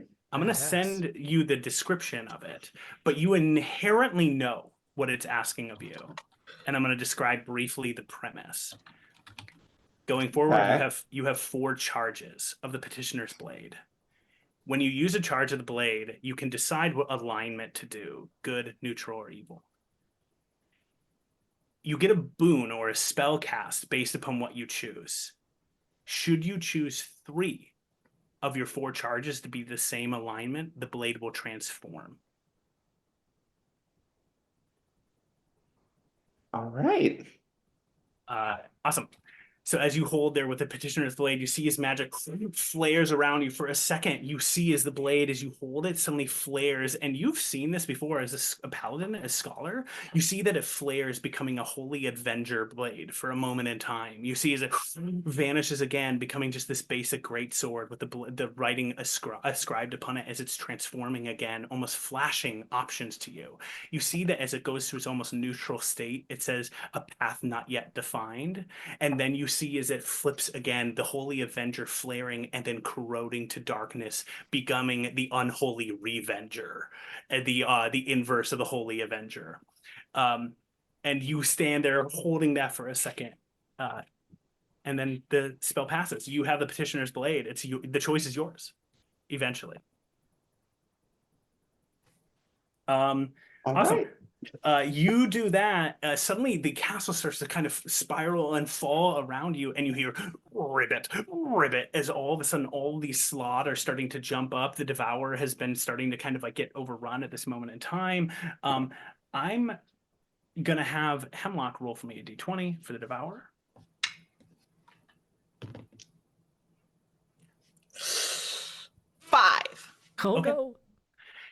You hear a shout of some ancient primordial creature for a second, but then you see Slaad, ribbit, ribbit, Timrek, Timrek, jumping up onto the top of the thing. As you can start to pull the airship away just slightly, you hear ribbit as it's breaking out. And Tucher, as you spot far down in kind of like a gap of the castle, you see as the green Slaad turns and goes, "Oh, mighty Timrek, come to..." Whoa, what the hell is going on? It just grabs.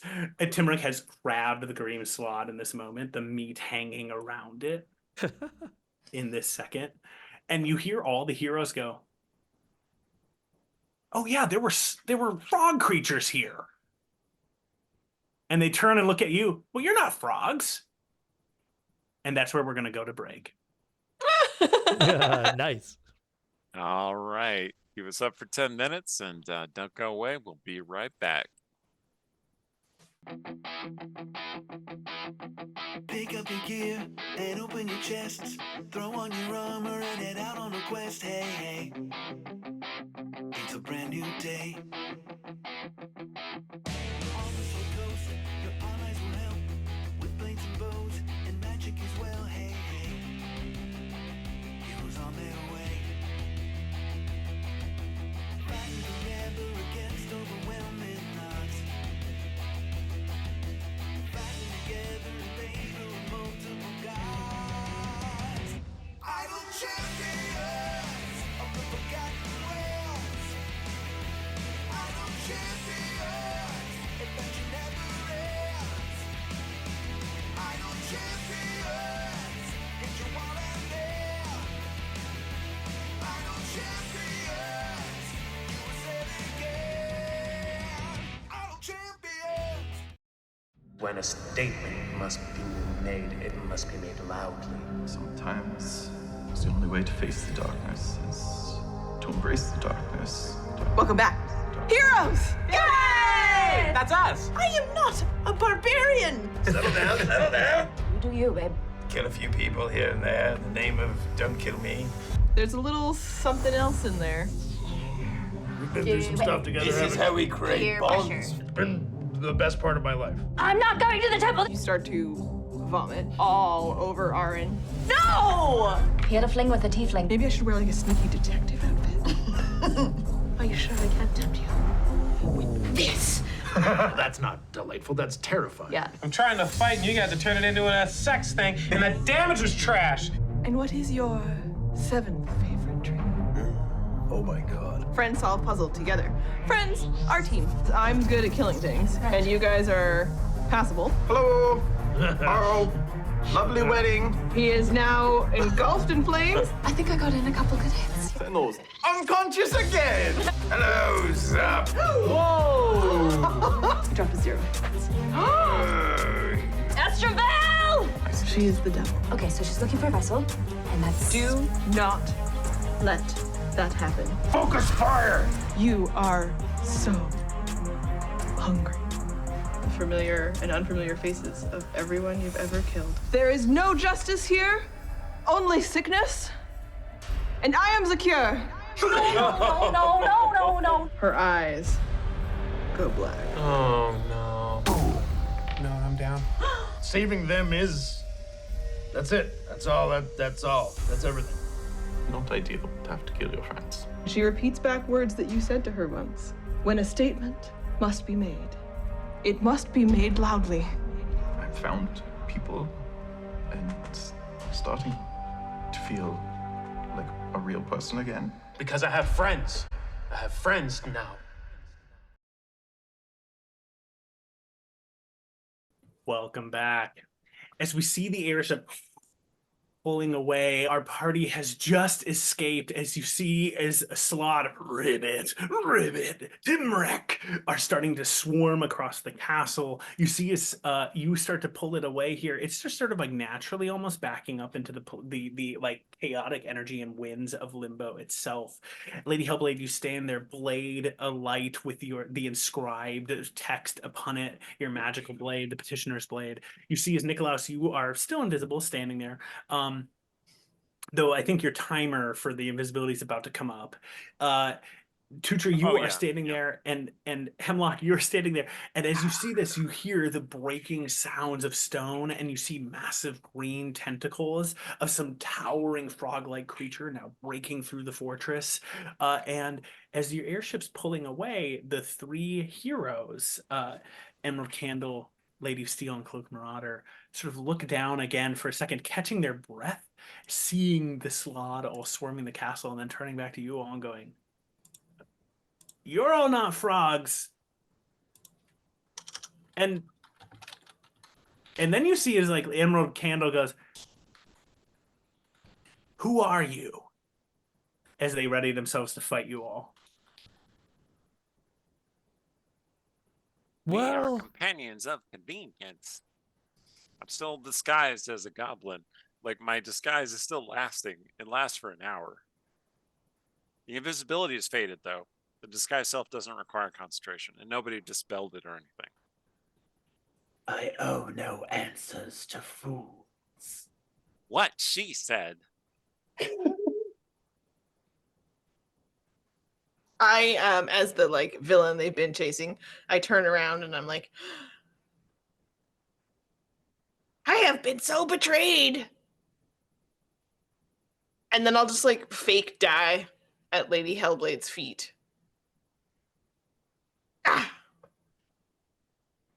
Ah! Big scary master lady, shall I dispense with the corpse? Lady Hellblade will just kind of nudge the the prone platypus with her foot just a little bit, just poke, poke, poke. I'm just gonna go over there and I'm gonna start casting animate dead. Awesome. As you do this, you see as like the three heroes sort of turn and look at each other before Emerald Candle sort of nods and steps forward and says, "We are a bit confused. The feral beast that we came here to defeat, we had already defeated. We thought that you might be lieutenants or kind of in the heat of the battle.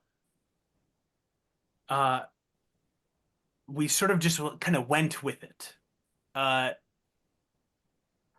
Timrek was the creature we defeated and sealed away." Oh, well, congratulations, heroes.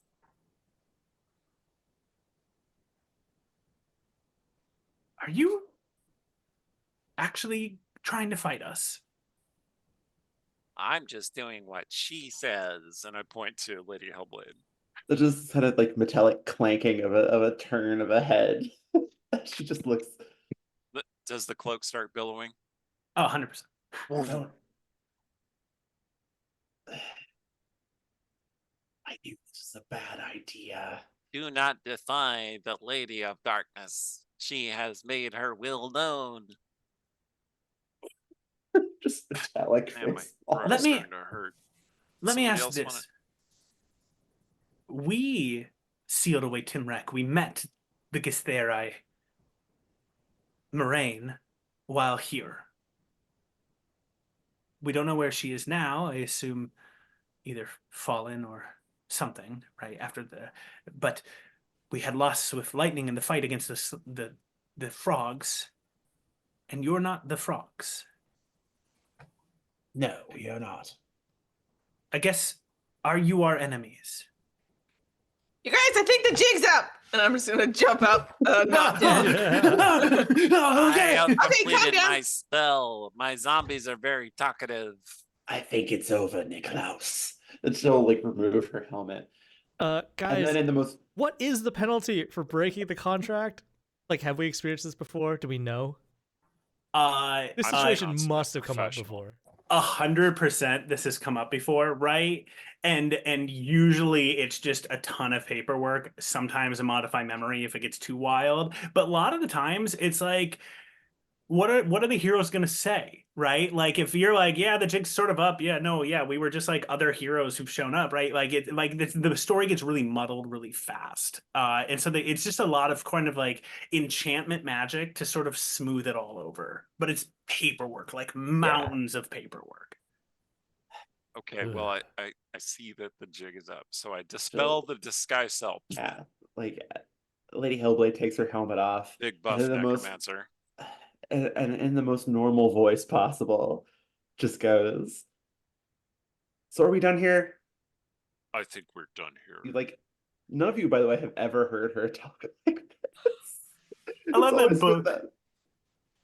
with Yeah, Lady Hellblade, you say that, and you see as the Cloaked Marauder goes, "Oh, she's not as scary as I thought she was without the helmet on. I guess. Well, never mind. I'm sorry. You're right. You are scary." And Emerald Candle says, "Right. So we were fighting, but I suppose we could just maybe chalk this up to enemy of my enemy is my friend sort of situation. Or is there something more we need to know?" We are here for a different mission. We actually need to find something really important, but it involved the subterfuge of fighting you guys under false pretenses. We have aided you and kept you alive. Will you aid us in our heroic pursuit? You see as the three heroes turn and look at each other. I mean, sure, we've had adventures more contrived than that. Absolutely, we can help you out. Wonderful. And I want to start doing as much as I can with this locate object spell, thinking about the jars. Okay. And If you now I want to cast- start driving. Your dog emerges. It suddenly gets empowered by the tower, the pillar itself, like a Clifford. It turns, points, and you see that it's beyond the fortress. You can see as you start to drive the airship along. It takes some time, but as you travel, you pick up that these heroes, they sealed away Timrek. During the process, they had fought these frogs, that Swift Lightning was killed, and that Mirain, the Githzerai, had helped save them. They sealed away Timrek and were actually just stuck. They hadn't found a way yet to really get off, especially with Swift Lightning being as wounded as he was at the time before you arrived. Question. Does my animated zombie of Swift Lightning still exist?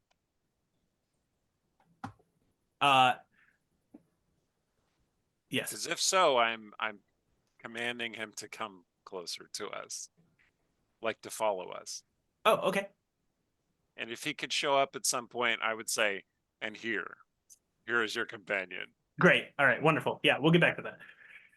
You hear them also talk about, like, they, as they're telling their story, you think that the Galahad agents that you had, like, Stink Eye, were actually they had like shown up earlier on, and then just like left. Like, they were like, okay, the contract's too dangerous, we're gonna back out of it. And that Stink Eye was the only one who stuck around, and that they sort of like thought they defeated Stink Eye at one point in time because Stink Eye just vanished. And then they thought and dealt with Timrek. Should I show your them the wand? I'm asking the group. You know, the Finger of Death wand. Well, we should find out if they've seen it before. Pull out the wand. Would be useful. Have you seen this before? They look at it and then they say, no, we haven't seen that before. We do have one of our own that we've expended its charges. And Yeah, I you watch see. this emerald candle pulls out, and you see a wand. And sort of like looking at it quickly, you can recognize that this wand is like rainbow colored, and it is a wand of prismatic spray. Jeez.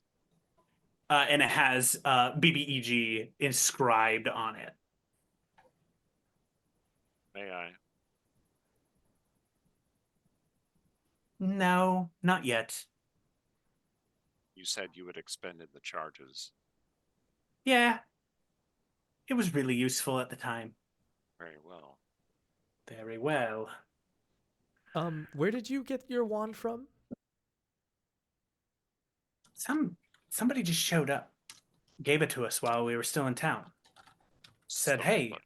here's a wand of, yeah, it was a figure, like almost, and you see his Lady of Steel says, an undead zombie of some kind showed up, gave it to us. How convenient. Yeah, tell me about it. Says it was a wand of false life, right? I'm not an idiot. Took it anyway. All do our best to keep straight faces. Should we tell them? should we tell them? Who wants to tell them? This zombie, I mean- could you scribe them? Frail and wizened. That's not my type of zombie. I can tell. I mean, look at you. Oh, you noticed. Who couldn't? As the ship continues sailing along, you see up ahead of you what looks to be floating among the miasma of the arcane, of the chaos, and of the energies that swirl around Limbo. You see what looks to be almost like this large floating cube of stone. As you draw closer to it, your locate object is directly pointed at it, and you see that as it slowly, the cube twists, you can see a platform and a door. on the cube. If you'd like, you can try to kind of park and get your ship up on that platform if you'd like. Yeah, I'm gonna like do a little bit of a spin around and then like back up, you know, as I like reverse in, beep beep. You see, as Lady of Steel's like, you pulled in too tight. You're coming in too tight. You need to do that again. Yeah, I know. I can tell. I just like give me a second. Just like Yeah. Okay. Yeah. Listen, it's all you. It's all you here. But like, you're gonna hit the pillar. You're gonna hit it. I'm gonna bonk into it for sure. And I was gonna like the airship, and you see as you kind of like almost like a defying gravity, though while your feet remain planted, and gravity for you is still relative to sort of the direction you are like, you can tell that you're floating upside down and you're starting to spin. The gravity necessarily doesn't fully apply as it would within the material plane here. As you see, looking across this platform is this large stone door, and you can see that it looks to be like 6 pillars, hexagonal pillars, all stacked next to each other, and you can see what looks to be this huge iron bar across it. wow. This place is cool. Is there any obvious way inside? Like, I mean, that's a door. door seems to be sealed though. Can't Okay. remember. Is Lady Hellblade really strong? Her strength is pretty average. I have 14 strength. Like literally, she has 11. Oh, The wizard is stronger than her. As you're assessing, teacher, as you're saying this too, you see as the cloak marauder goes, "Watch me in action!" Steps forward and then just goes, "Okay, I need help. Nope, I'm gonna need help." But you do notice for even but a second that like you think that like if enough people tried, you could maybe lift this portion of the door. I go help. Yeah, I'll go help. You guys are doing great. Okay, awesome. Everybody make a strength check.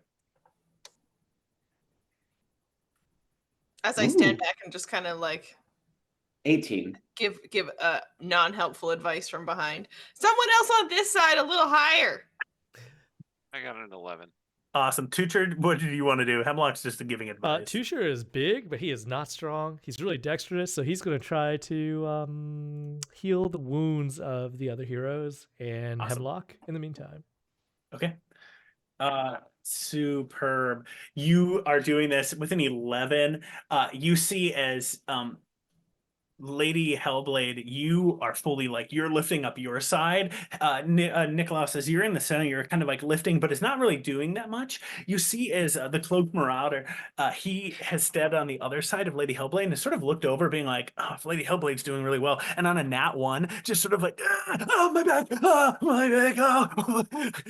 What's up with this potion of hill giant strength? Turns looking at you, Hemlock. Isn't that supposed to do something? And as he says that, Lady of Steel steps forward and says, "God, you idiot," and just sort of looks over to you, Lady Hellblade, like locks eyes and just sort of, and you get it high enough that everyone, if you wanted to, could crawl underneath the door. You would have to like fully army crawl. I'll take a running leap and then jump onto my back and just slide in, like kind of just like. Super. My zombie friend arrived. Not yet. Okay. Yeah, I think Tusher like lays down near the door, and then his ethereal bees are just gonna carry him, like just sliding across under the door. Like a little like ant colony moving you across. You just sort of like fully move underneath. I'll just Awesome. clamber through. It's fine. Door comes down and cuts me in half. It's not like I haven't had something like that happen to me before, so it's fine. You watch as Emerald Candle raises up the bullhead lantern in this moment and says, "Right, keep it hidden, keep it up like that for a second," and casts, and a big bee's hand comes out of the candle for a moment and scoops underneath the door. And she goes, "Everybody get under. It won't last for too long. The hand can't just lift this on its own." And then she sort of like scuttles underneath. Immediately, Cloak Marauder does so. Lady of Steel sort of looks to you for a second. Nikolaus and you, Hellblade, do either of you go first?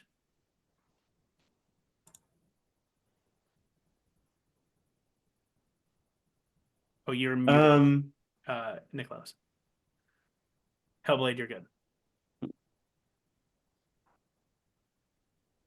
Maybe in the meantime, Tusher will have cast Good Berry twice. So he has 20 Good Berries. They each heal 4 HP. So how many more does Hemlock need? I guess if we're talking into each other's mind because our link is open, I'll be like, I mean, I'll just take a couple. I don't need to be all like super fresh.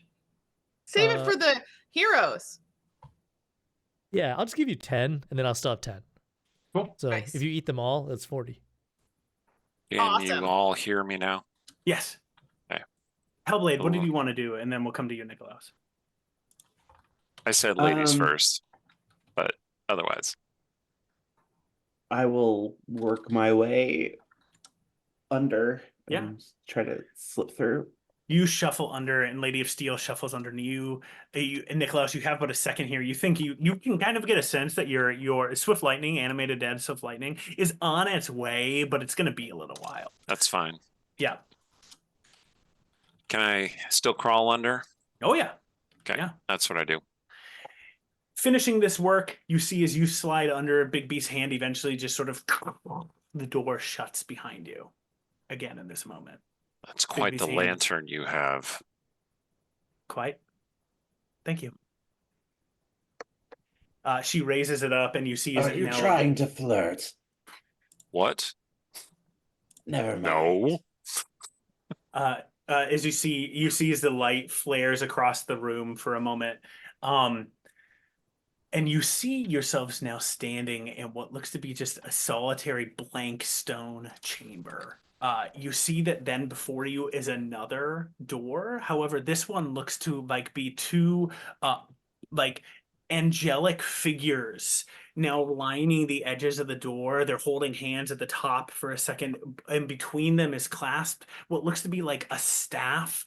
But you see, instead of serpents, like a staff of a hospital, right? You see these almost strange looking pseudo dragons made of bone that are jutting out, embedded on the wall, wrapping up the staff. And you can see at the pinnacle of the staff looks to be a singular crystalline jar of some kind. And you see that the door is sealed shut here. Upon the door, you can see various arcane script written, but immediate looking, you think that you would need to investigate the script a bit to figure out what was going on. Gonna investigate the script. Yeah. Cool.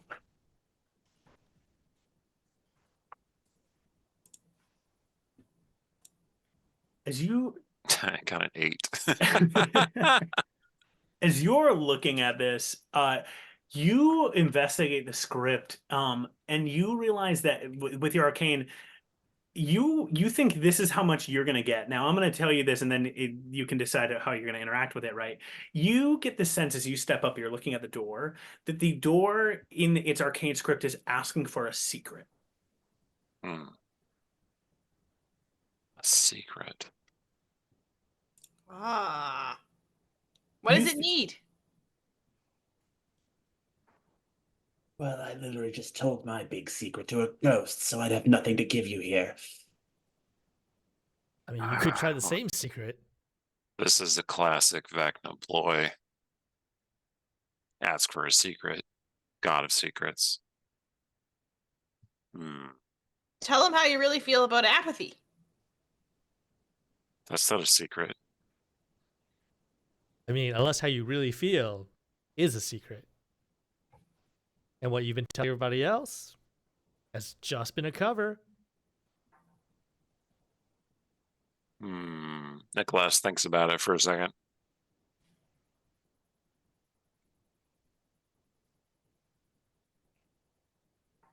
Apathy has impressive bone structure. You say those words aloud, and you see for but a moment as those words drift out that they turn into not just like the sound waves, but become arcane script for a second, floating in the air, and then dissipate. And then you see a circle form of arcane magic closer to the door, and you think you just sharing that idea, you just didn't share it in the right location.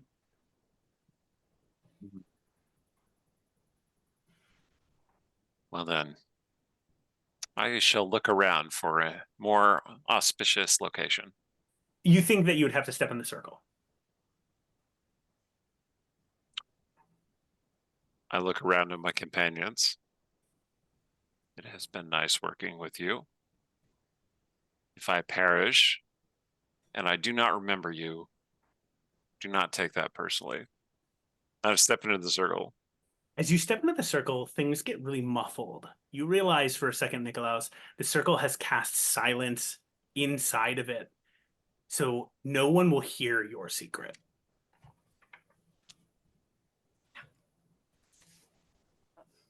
Mm. For everyone else, you've watched Nikolaus step in, and almost like fuzziness surrounds Nikolaus in this moment. The cone of silence is descended. You just see Nikolaus opening his mouth.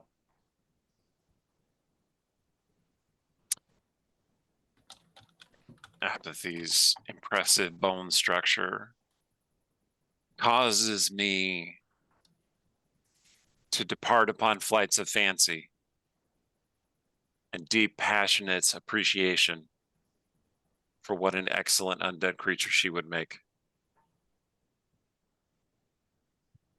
Awesome. Nikolaus, you say those words. You see as all of you see as the arcane script of those words rise up and start to touch against the door. You see here, Nikolaus, within the circle, the door is part of that circle. You can hear as it says, "Your secret is accepted." Everyone else make a Constitution saving throw DC 20. Oh, damn. 8. 18. This, what is happening is a necromancy spell. So in case any abilities or features can protect you in any way from this, yeah. Well, I got 25 and I'm resistant to necrotic, so. Yo, Hellblade. Awesome. As you stand there, Nikolaus, in your cone of silence, you do not hear the scream. It is so loud as Wail of the Banshee triggers behind you in the room, washing across your allies. For everyone who failed the DC 20, all three heroes did, Tucher and Hemlock, you are immediately at 0 hit points and unconscious. Oh my god. Lady Hellblade, as you hold strong, you feel this push against you for but a second. This wail of the Banshee fill your ears. You feel as blood starts to pour from them for a second, but you resolve yourself standing strong for a second there, Lady Hellblade, and then suddenly the wail fades. Your allies are unconscious around you. All of them at 0 hit points.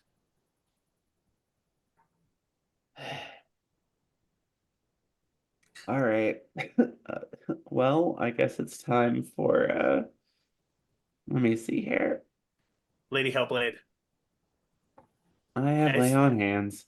as you're getting ready to cast your spell, two things happen at the same time. Nikolaus, the door has opened just within that cone of silence, right ahead of you, and you can see the laboratory ahead of, in front of you.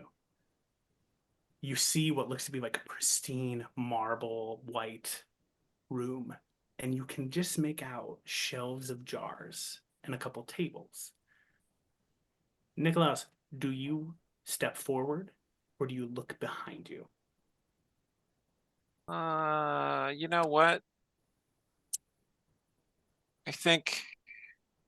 Hang on 1 second.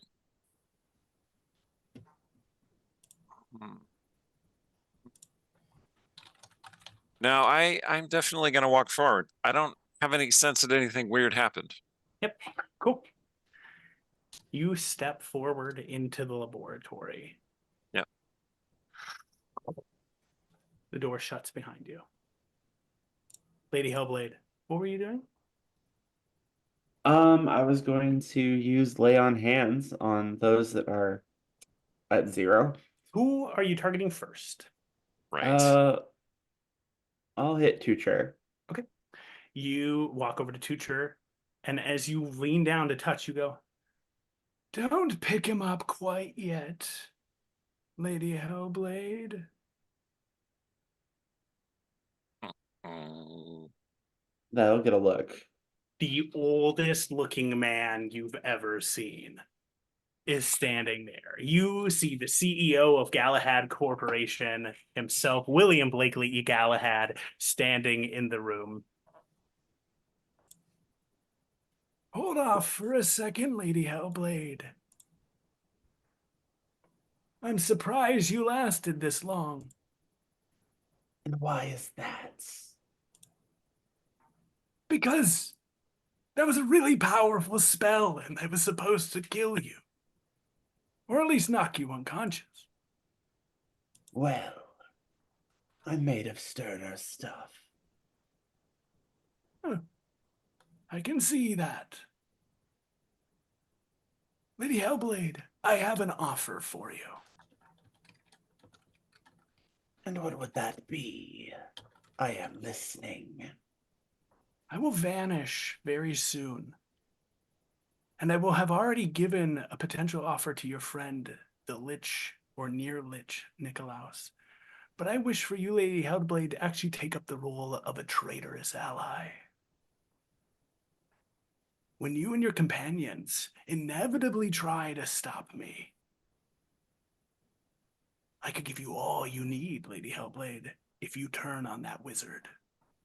I know how much you hate him. I do. And he did break up with apathy. Like, that's crazy, Lady Hellblade. I really don't care about that part. Okay, but like everyone else at the office does. It's everyone's talking about it. At any rate, I don't care what your answer is. And here's the ultimatum. If you don't team up with me, you'll die. You got lucky this time. So think about it. Hell, I got stronger shit. Better magic. Okay, I'm leaving now. And you watch as the magical illusion vanishes. It was not him, but it was a message. And with that, I will boop. All right, you're gonna wake up basically everybody. Yeah. We're gonna have you all react here in just a moment as you are getting woken up. Nikolaus, you stand in the laboratory. In this moment of time, the door has shut behind you. You turn, kind of like just getting a lay of the land. You can see that there are a couple operating tables here. You see that the walls are lined with jars, and you turn and you can actually see that there's a lever that seems in some way connected to the door you just stepped through. Classic. What would you like to do? I'm gonna just look around, inspect the jars, look for a table, any notes, anything that will tell me information about where I am, what's here, anything. Okay, cool. I'm just investigating. Yeah, make an investigation check. You're quickly getting an assessment here as everyone else, you start to wake up, Lady Hellblade, boop, boop, boop, boop, boop. You wake everybody up, right? 16. 16, cool. What are you all doing? I haven't mentally checked in on everybody because I'm distracted by the investigation, but the mental link is still up. Hemlock, theoretically. Tucher, your eyes pop open after this loud sound. You look around, you see Lady Hellblade standing there. Lady Hellblade, I assume you go and tap all the heroes as well. Everyone's like starting to get up. Tucher, Hemlock, anything you would like to do, or Lady Hellblade? Besides ask what the hell happened and where is Nikolaus?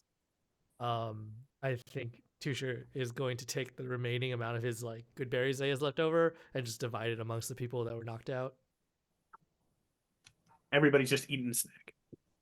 I'm gonna assume that I just used up all of my lay on hands charges. I accept that. Yep.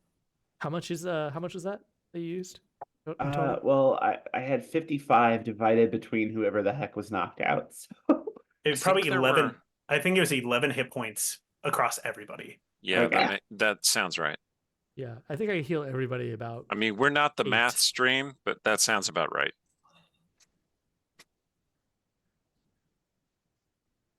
So everybody's at 19, except for Lady Hellblade, who is still at whatever it was that she was at. let me double check. Awesome. I'm at 78. Nice. That's 'Cause respectable. I only took damage during the Slaad fight. I haven't taken damage. You all kind of like settle, looking around one another, getting a sense of what was going on. And is there anything you would like to say to each other? Yeah. That was crazy.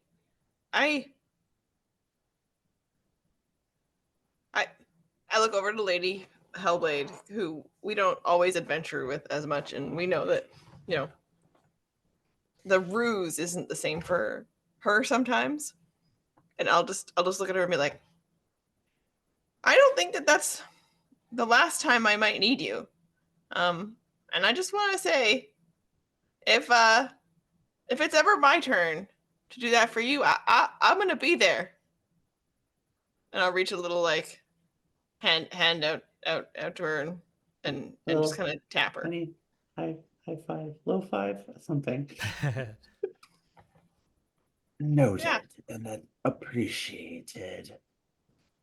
Planet Pie have 5 fingers, or do they have like 4? So it's like a 9. As this moment happens between you two, Teacher, you see as the heroes are all looking at you, and the Emerald Candle, right? She sort of locks eyes and goes, "You're unlike any other villain we've ever met, giving good berries out to people and things like that. Thank you." You know, I'm new at this. Sometimes I don't know what is the greatest act of villainy. Is it killing you? Is it doing damage? Or is it offering you just a little bit of hope, just a little bit of health, and just stringing you along until inevitably I will usher in your demise? A terrifying sentiment. I want to do performance to just see if like they buy it. If Yeah, he's sure, like really good at delivering it. Yeah. Oh my god, 19. Oh, you see as like the Cloak Marauder's like, oh no, oh shoot, that's terrifying. Lady Steel is sort of just like staring at you, and Emerald Candle like nods. It fully bought into what you said and says, I also find that probably the worst villainy that I've seen is just somebody doing nothing. It's easy for us just to choose not to help or be cruel. And by taking and doing no action, we will always be cruel. In my mind, at least. Look, to be frank, I think I'm also going to need you guys to help us get out of here afterward. Yeah. So if we all survive this place, that's when you could come at me later and prove just how good of heroes you are. I don't know if we're going to need to come at you. We might chalk this one up as a villain we love to hate, but we still love anyway. So we might just call you an ally, you know, enemy or enemy in some way, shape, or form. And she looks to you, Hellblade, and looks to you, Hemlock. And I mean, honestly, look at the platypus. It's really cute in some ways. What? I'll kill you! Sorry. We could just call each other arch nemesis then. Yeah! Yeah, Just be arch aware. nemesis. Just be aware. I killed the last heroes who called me ally. Okay, terrifying. Arch nemesis it is. But we gotta get out of here alive so that we can continue this game. To fight each other in another time. Agreed. Niklaus. You're looking around the room with your investigation 16. There are papers everywhere. You see that there are notes. With a 16, that's really solid. You recognize that your friends have not yet contacted you. Things have gone quiet. Nobody's walked through that door. And a minute or two has passed. But as you look, one of the things that you were struck by, and Niklaus, you alone being in this room would have automatically picked this up. That every one of the jars on the shelf is a magic jar. The spell. Wow. Well, Each one, as you pass by it, has a name on it.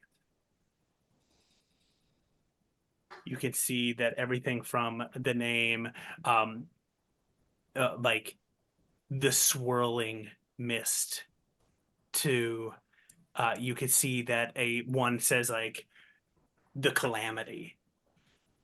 And you look at these, and over the years of looking at the Employee of the Month board, these are all names of Galahad employees.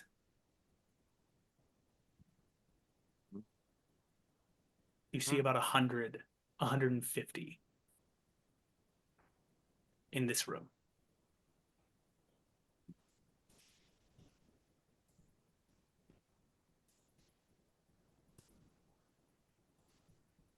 I never said I retrieved my portable hole from Lady Right. Hellblade, did I?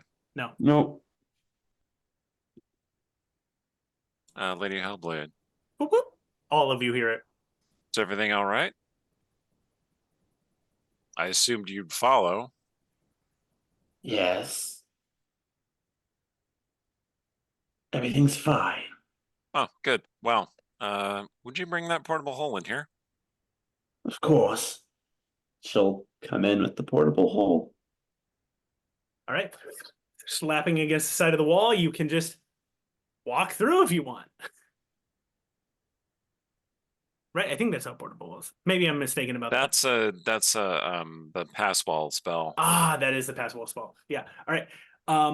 One of you needs to come in through using a secret. If you want to try to come in, right? So as you say that, you kind of look around Lady Hellblade. Hey, I'll come on in. You would have to step in the circle and cast a secret. It's not going to hit people with a spell again, is it? I mean, I don't know that it did that the first time. I mean, fair. We could all step out of the room before you do this, just to be safe. Open up that difficult door again. If you want to, we could just like speed this up, right? If that's the process you want to go through to like throw caution to the wind and make sure you're safe here, that Emerald Candle has enough magic left to potentially pull that off to do the door situation. I think Lady Hellblade will offer up a secret. Okay. She'll step in there and shifting back to the fairly normal voice.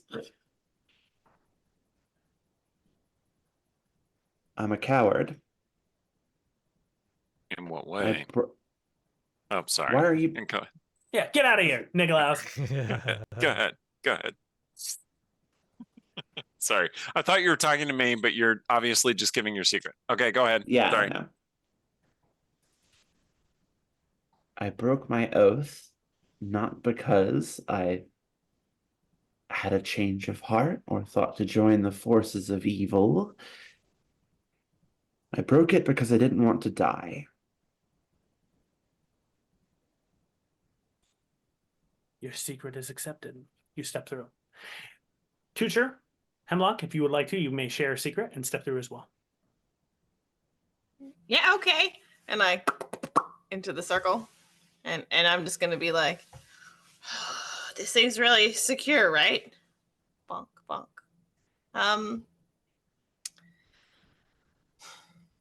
Aspen clam broth of that stupid potion place, Potion Paradise, is a better brew master than I am.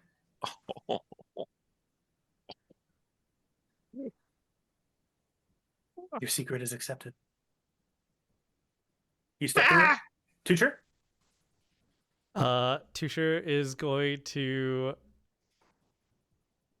not step in the circle and just wait for his friends. I wondered if somebody was going to do that. Actively avoiding. Superb. Tutor, you wait. The three of you in there, right, investigating around this room, this is all kind of done over a period of time as you each arrive into the room, but you've brought the portable hole in. One of the things you notice, Nikolaos, as you've been looking around, right, all these are Galahad employees, and you see that sort of, they almost look like they've been set up chronologically. And you see that the last potion on the, as you kind of like scan the wall and you get to the right, says Percy the Pony on it and scrawled on the jar. As you as you all stand here, now we have Hemlock, Lady Hellblade, and Nikolaos in this room. You're kind of getting a sense of things. You've brought the portable hole in. What would you like to do? Is there just like a lever here? There is a lever. Seems Well, to we be gotta connected to the door. Dang it. Tutor, just tell a dang secret and get in here. If we pull this lever, who knows what'll happen? What if it's like a trap? When you guys told your secrets, nobody else heard them, right? I didn't hear anyone else's secrets. Barely heard my own secret. Are you sure? I am certain. Okay. You know, I could just pull the lever if you're uncomfortable, though. What if it's a trap? Why would it be a trap? We haven't encountered any traps so far. I pulled I the lever. died 5 seconds ago. You pull the lever? Yeah, you say that as I'm pulling the lever. I'm like, wait, what? I died 5 seconds ago. The door to the lab just opens up. Hold on. Hold on. What do you mean died 5 seconds ago? Like you went in the circle and told your dang secret, and then we all died, and Lady Hellblade had to rest Really us. loud screaming happened. Oh, really? Well, it was an excellent silence spell, I suppose. I didn't hear any of that. Yes, Just to be... Well, they weren't dead, mind you. They were just unconscious. I retained my ability to heal by laying on hands. That's There all was a I trap. did. Well then. It was. But it didn't activate again? No. So clarifying that, every time one of you shared a secret, since all you guys were hanging outside the building, right? You actually do hear that every time a secret was shared, the Whale of Banshee would have triggered again. Just over and over again. That's rough. So your choice to do what you did was like you could hear it as you're standing outside the heavy door. You hear, and then one of you would go in and go, "Okay, I'm sharing my secret," and it just like kept going. Awesome. Well, when I pulled the lever, it didn't activate the screen? No. Okay. Well, thank you for saving all of them. I could have animated them, but they would be less interesting if I did. I think it would also limit my smell range. Yes, definitely. Yeah. You would be more smelly to other creatures, but your senses would be diminished. Yeah. What's not going ideal. on in here, Nicholas? What do you got? Oh, it's a necromancer's sanctum. You see A what? these? I gesture to the jars. These are soul-containing jars. Huh. Like, and Hemlock's gonna pick one up. Someone's soul is in this? Probably. That's What what the happens if we spells are drink it? for. You shake the jar and it's just silent in there, right? And then you like for just a second you kind of like hold it up and you hear like a conch shell. Like it's not certain if there was a sound in there, but you're kind of picking up something. Yeah. I wouldn't recommend it. I run over to can I see Percy's? Oh, 100% you spot Percy's. Oh my god. I run over to it and I'm just like, Percy! Percy, tell us, are you okay? If you call upon a soul trapped in a magic jar too many times, the soul will disperse. How do we get him back? I'm working on it. Looking For the around moment.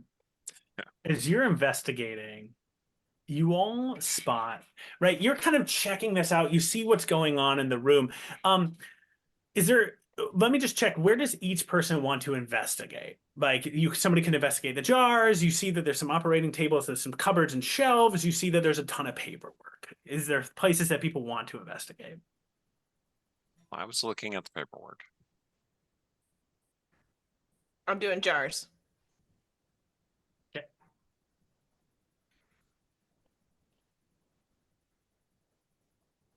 Awesome.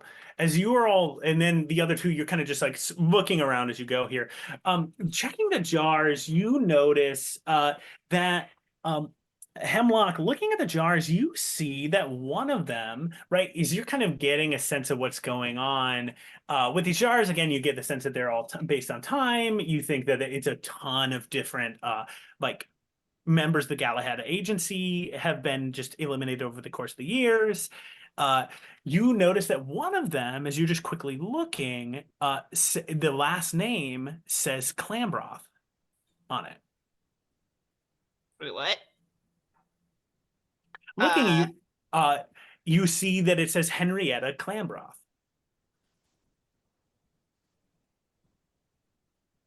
Do I recognize that name? That's Aspen's last name.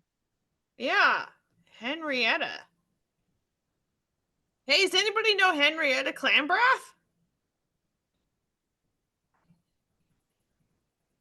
Let me just get out my little black book. No, it was an older name.